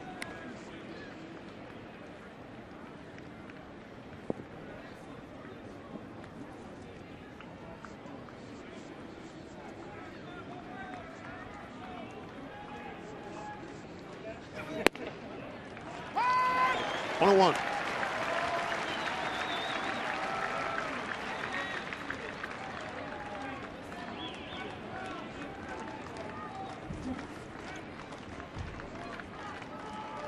Montero second on the club to Seager and RBIs, and full badly on that pitch.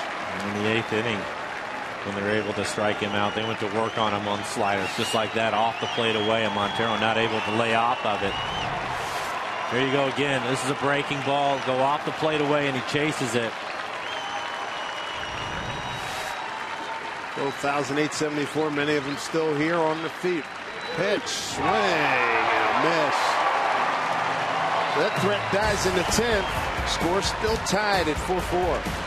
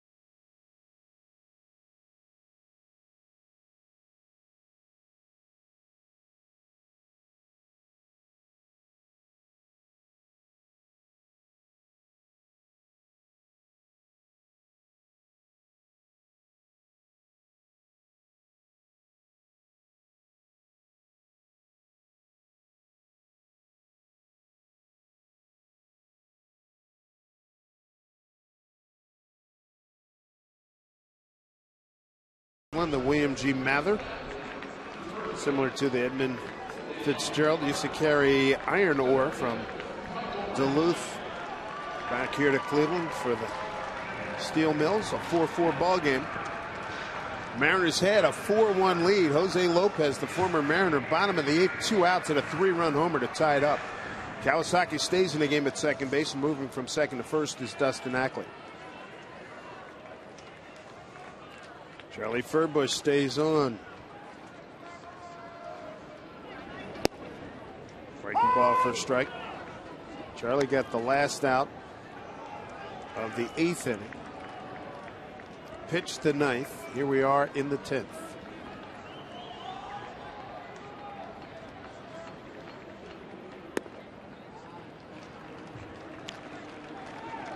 Slider has been an outstanding pitch for Charlie today.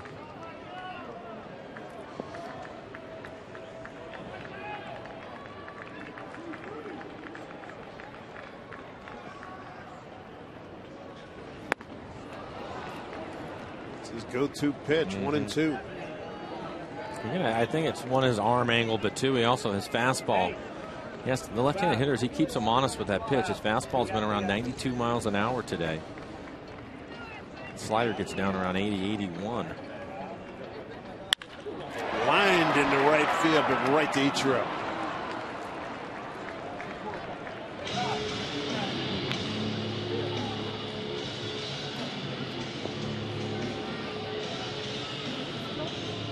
Pinch hitter, maybe? Yep, must be. Because Johnny Damon, it's his spot in the order.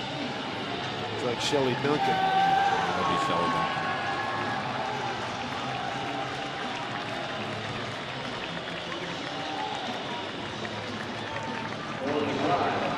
Batting for Damon, number 27, Shelley Duncan.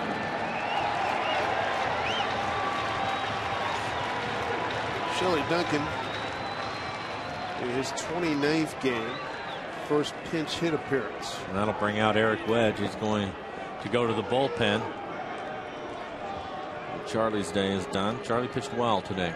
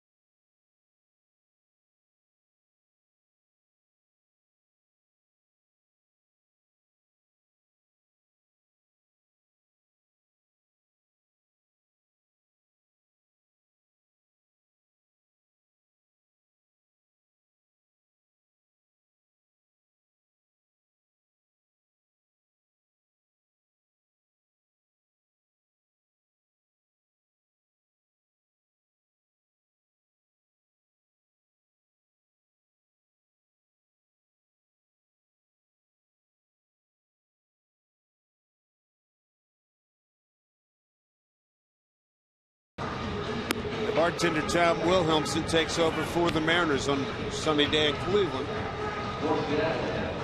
Tom will get pinch hitter Shelley Duncan. Came out to pinch in, then it'll be Kochman and Lopez again. Tom's numbers: ERA at a 4.05, 23 strikeouts in the 20 innings he has pitched. Has struggled a little bit lately. Opponent's average against him has gone up at 275 now. Tom was just lights out for the first month, and then here in May he's struggled. He gets to face Shelley Duncan, who's pinch hitting for Johnny Damon. One out here in the 10th.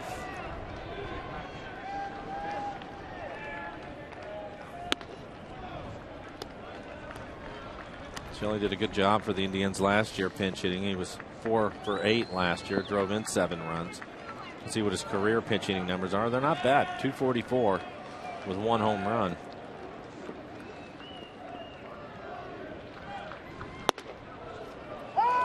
Count evens at 1-1.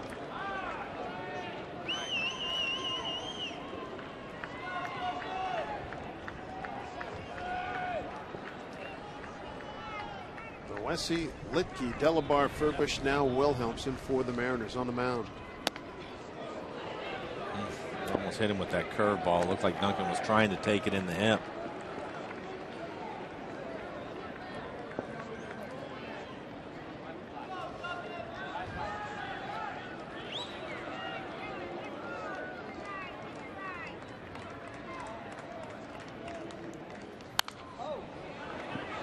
Right below us. 2-2.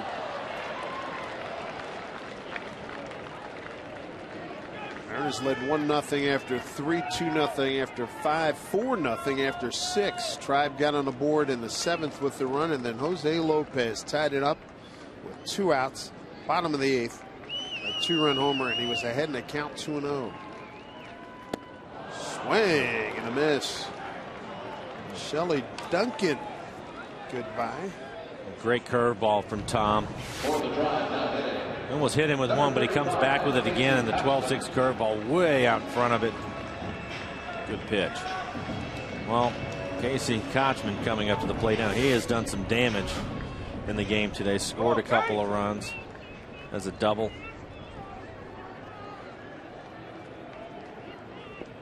.31 pitch. He doubled off the base of the fence in right field and through the legs of Tom Wiedenbauer, the first base coach. Trying to stay alive down there.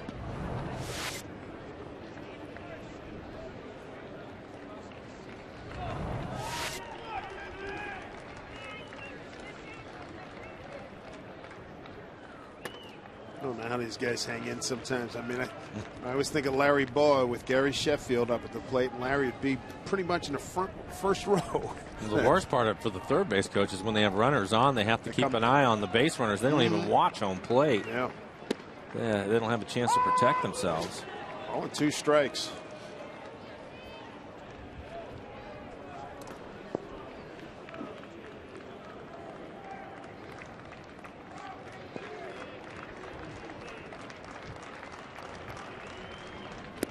Swing and a miss, held on by the catcher John Jaso. We move to the 11th in this 4-4 game.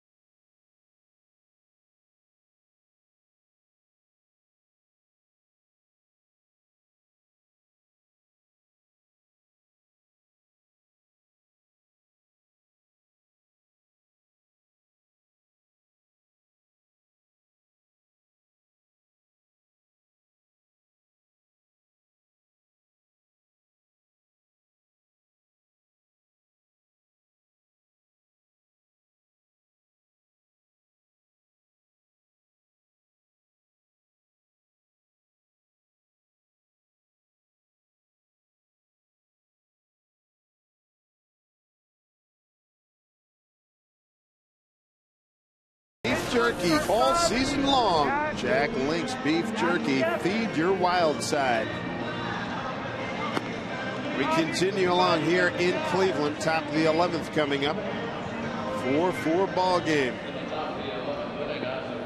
And coming up for the Mariners, it'll be Brendan Ryan leading off. Dustin Ackley and Michael Saunders. Brendan Ryan's had a good day today. 1 for 2. He's walked a couple of times. Scored a run and driven in a run. Shelley Duncan will stay in the game, play left field. Joe Smith will take over for the Indians on the mound. This will be his 16th appearance. 3-1 record. Fine ERA at a 2.81. 13 strikeouts to 9 walks. Opponent's average 2.04. Side armor. Sinker, slider.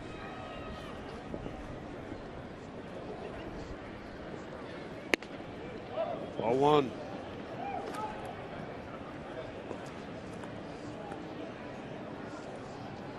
Exactly. If he hits this back, he likes to do it. There's a strike. Didn't have to be. Pitch looked like it was inside. I think Brendan's letting him know that. Yeah, they can see on the tracer the pitch is inside.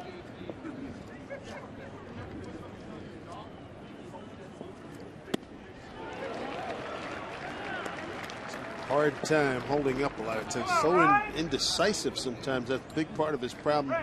The slump that he's been in.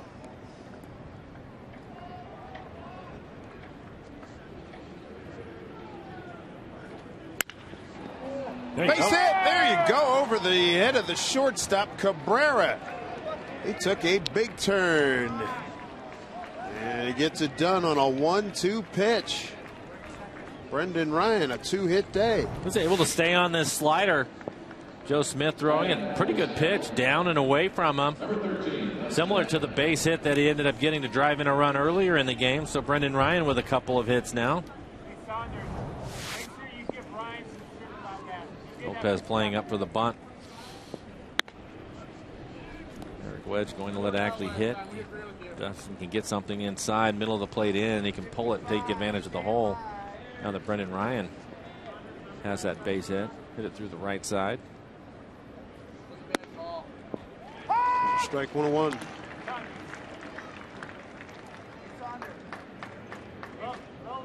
less off of that front foot, more on the back.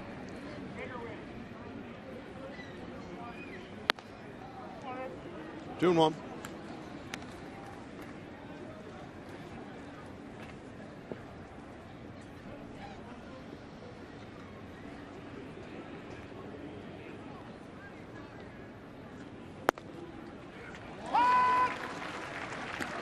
Two balls, 2 strikes.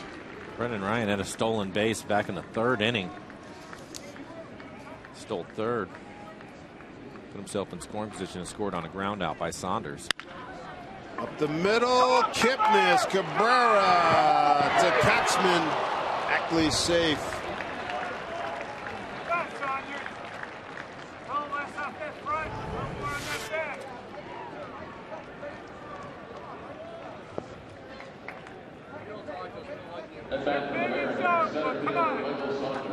4-6 fielder's choice. Chance for Saunders now. 1 out. Michael 0 for 5. He struck out twice, including his last time. And it drove into Mariners' first run. An infield ground out.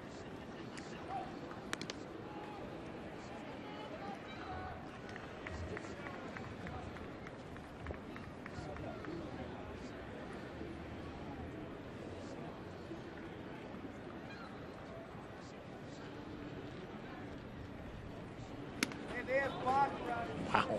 How did he not get hit by that? How did Santana catch it? Santana has done this a couple of times in the game. This is thrown almost behind him.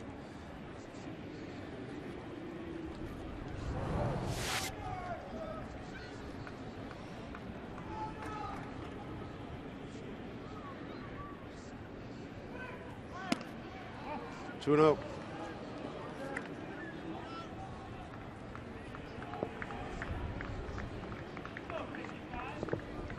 Last night's game, Ackley was at first a couple of times, and Saunders was able to get a pitch to pull and benefited with a couple of base hits.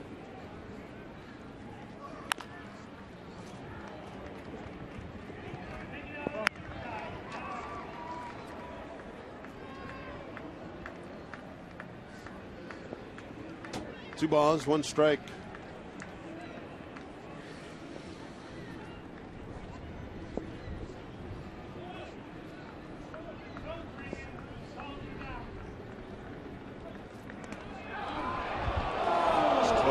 Casey Kochman is about as good as anybody of putting that quick tag on him. Ackley was leaning. It looked like he was going to try to steal it. He was leaning and then late getting back as Kochman puts the quick tag down.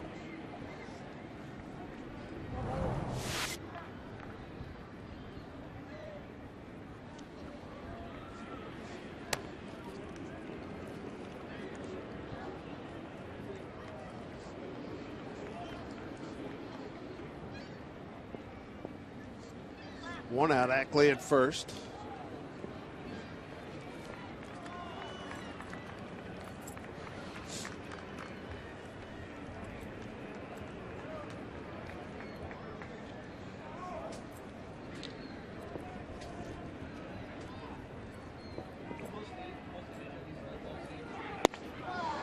Breaking ball for strike 2, 2-2.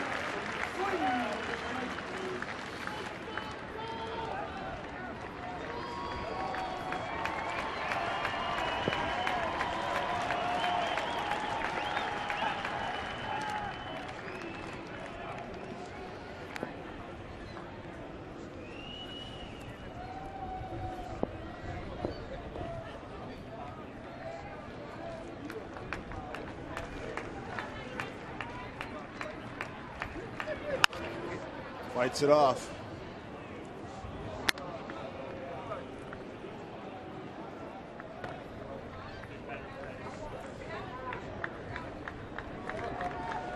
Mariners have not scored since the 6th inning. In that time, they've gone No runs on 3 hits, left 4.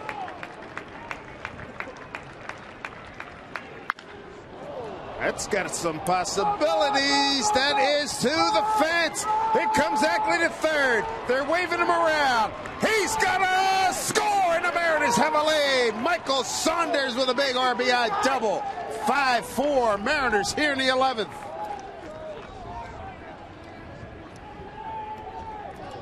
They needed that. They did. Second RBI of the game for Saunders. Gets a fastball running away from him, goes with the pitch. It was a great read by Ackley. He takes off right away from first, knowing that the left fielder wasn't going to get to it, even though the ball looked like it was slicing back his way. Duncan will have to get it back in, but Ackley with his speed is able to score, so the Mariners take the lead. 5-4 Mariners, chance for more, 1 out.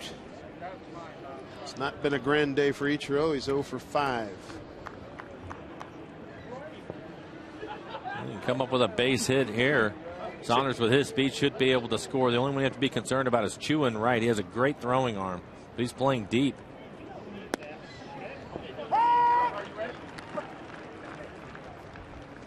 One and one. 1, 2, 3, go in. Kendall.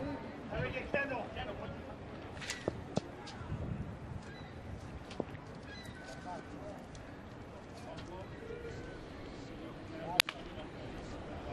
So the shortstop throws him out.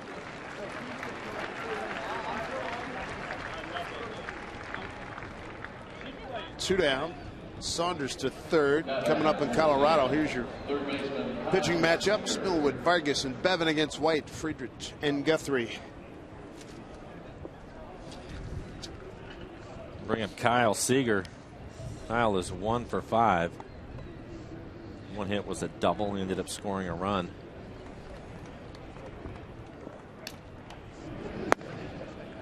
Strike one.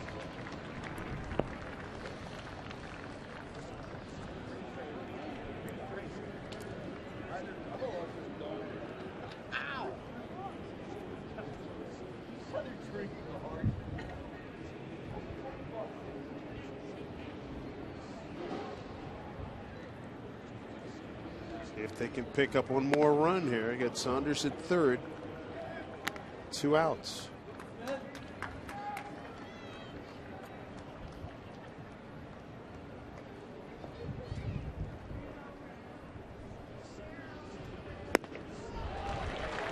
Ball and 2 strikes.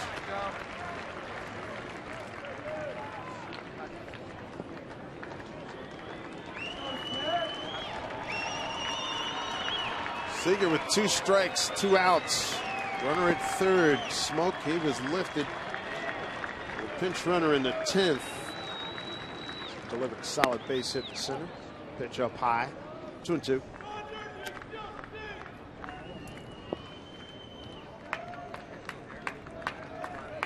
Charlie Furbish. Charlie pitched well today. Good looking slider going. Strike 3 call.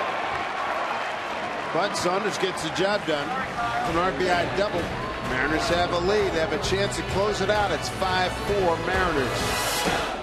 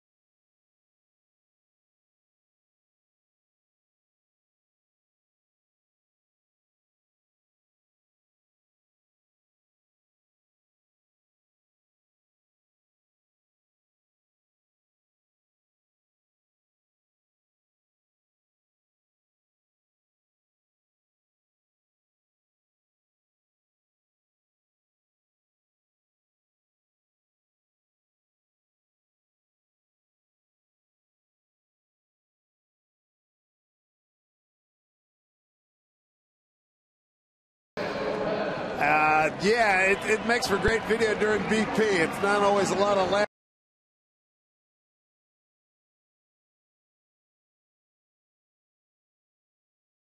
Win in this 3-game losing streak. Jose Lopez will face Brandon League. Sunshine in Cleveland BLT. Why not? Brandon on the season, a 2.12 ERA. 17 innings pitched for him. Opponent's average 220.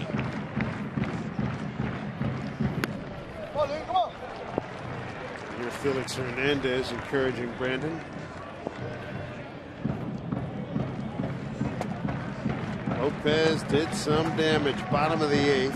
Ahead in the count 2-0 with 2 on. He had a 3-run homer to tie the game to get us into extra innings. And League starts out 3 consecutive balls. Take a look at the location of this pitch. Again ahead. Pitch is up and in. Off the railing. Bounces back onto the field, but that was over the line, and that is a home run. That was a killer for the Mariners. A 4-pitch walk. What was that pitch? That pitch looked like it was right down the middle.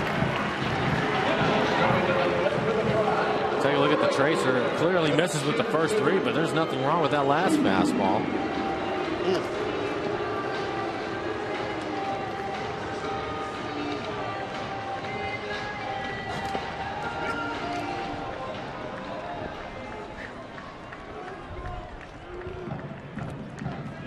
Top of the order, Shin-Soo Choo.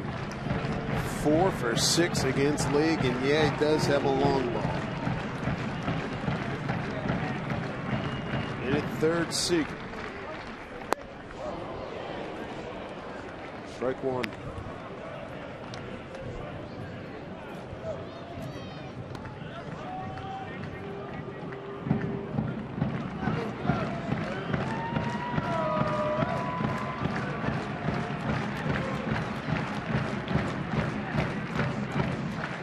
From League.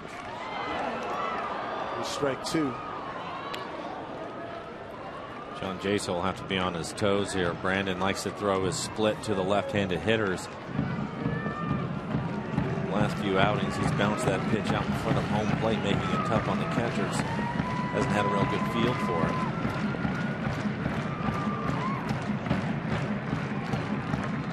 it. 0-2 to Choo, man at first. There it is.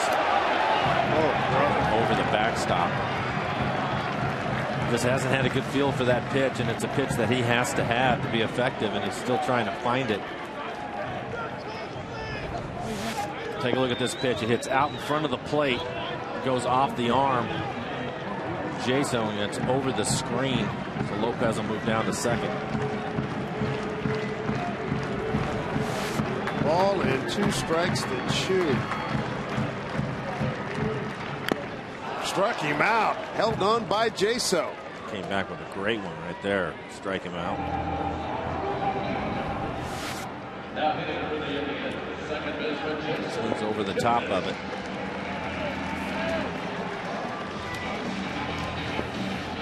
It's a big out. Brings up Jason Kipnis. First time Kipnis going against League.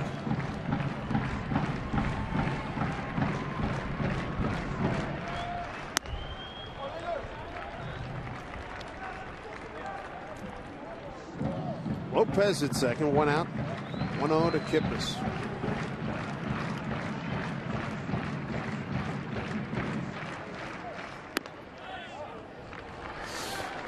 Two 2-0.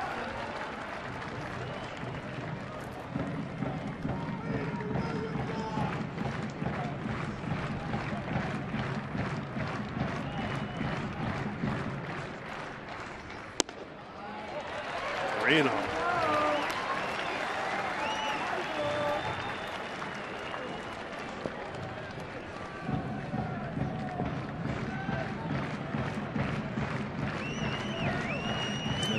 Best hitter waiting on deck in Cabrera. And Hafner behind him. 3-0.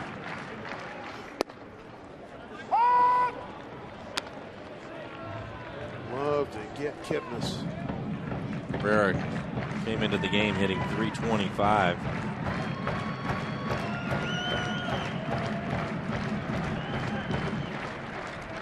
Three 1 pitch. Walked in.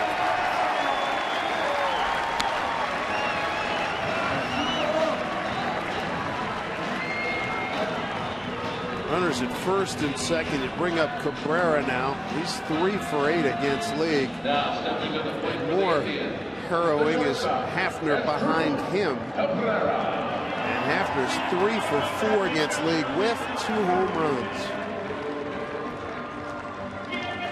Need a double play ball right here to get out of it.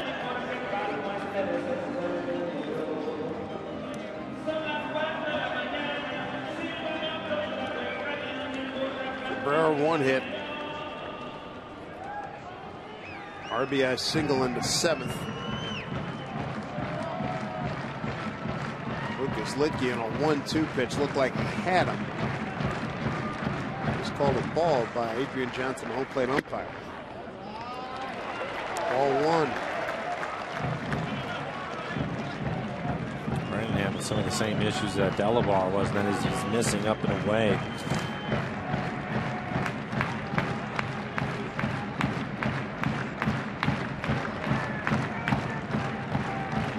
One out. Mariners holding on to a 1-run lead here in the 11th.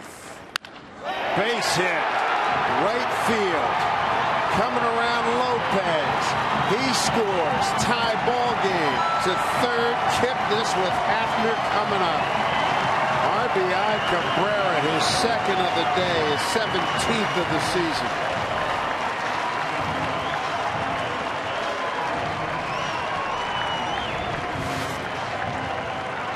It's like a fastball, and it is 94 miles an hour.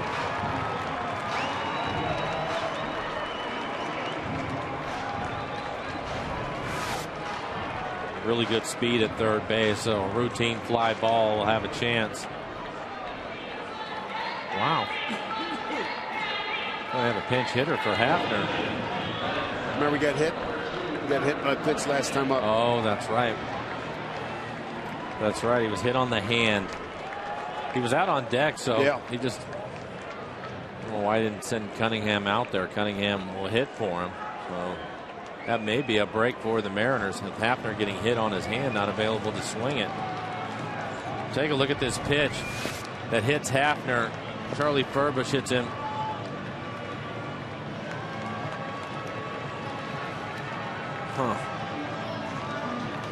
Aaron Cunningham. Pinch hit. First pinch hitting excursion for him.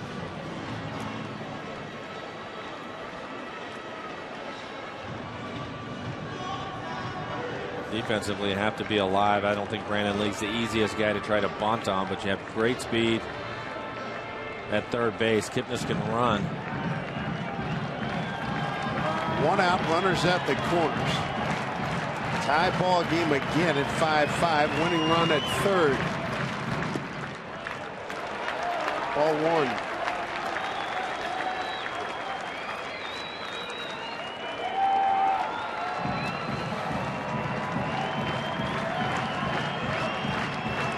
Walk, strikeout, walk, RBI single has tied it up.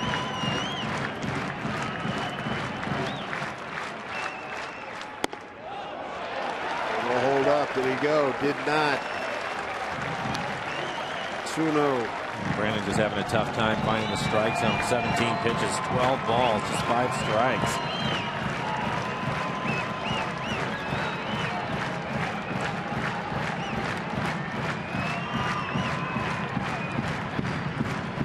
Two balls, no strikes.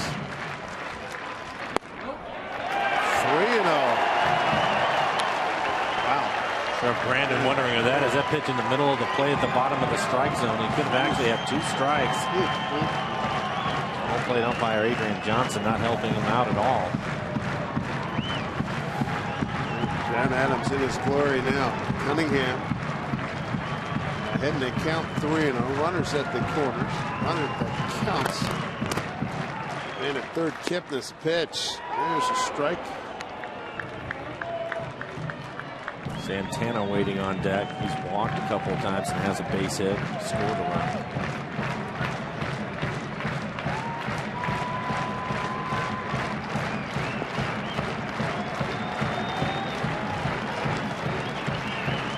A 3-1 count.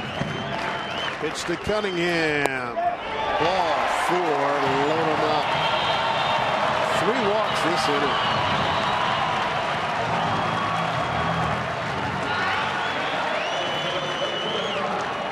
Bring up Santana.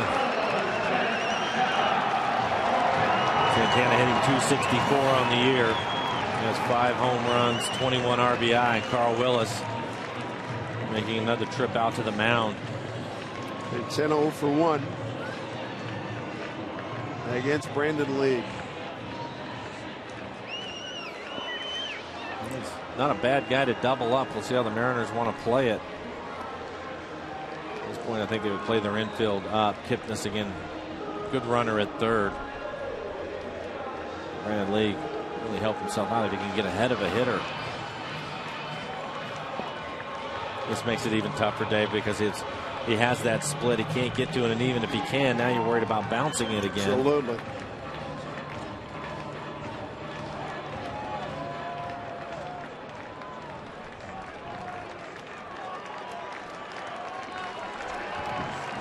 Infield is in. Play will be at the plate. Bases loaded, 1 out. Tie ball game, winning run at third. Ball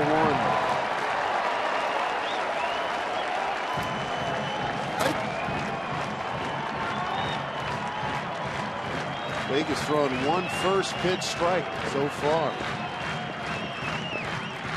1-0 to Santana. What a rip. That's the best fastball we've seen from Brandon at 96 miles an hour.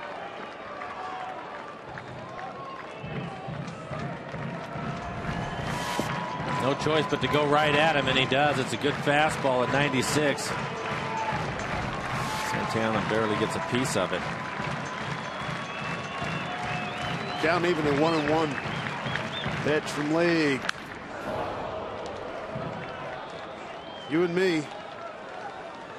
That's what this is right now. It has to be. There's no room.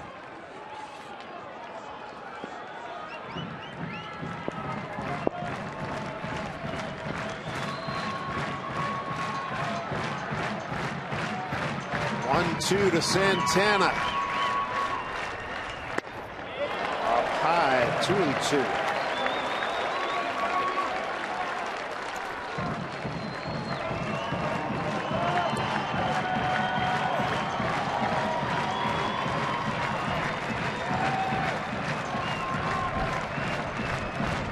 Balls, 2 strikes. 3-2. Oh boy.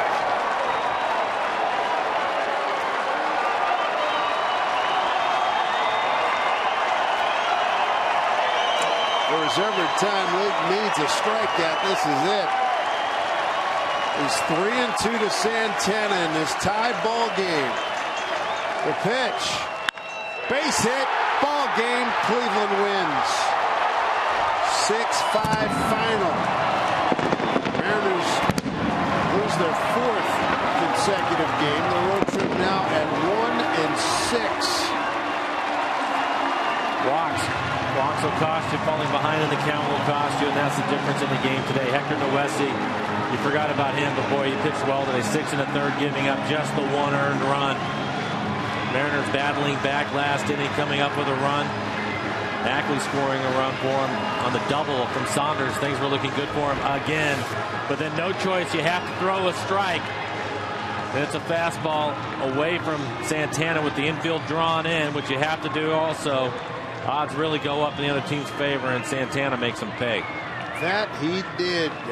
That's a heartbreaker. 4 hours and 7 minutes. In a game the Mariners had on a couple of occasions and just could not put it away in the win column. That is a tough way to get on a plane and go to Denver, the wide open spaces of Coors Field. Wow, let's send it back to Angie. back in the studio.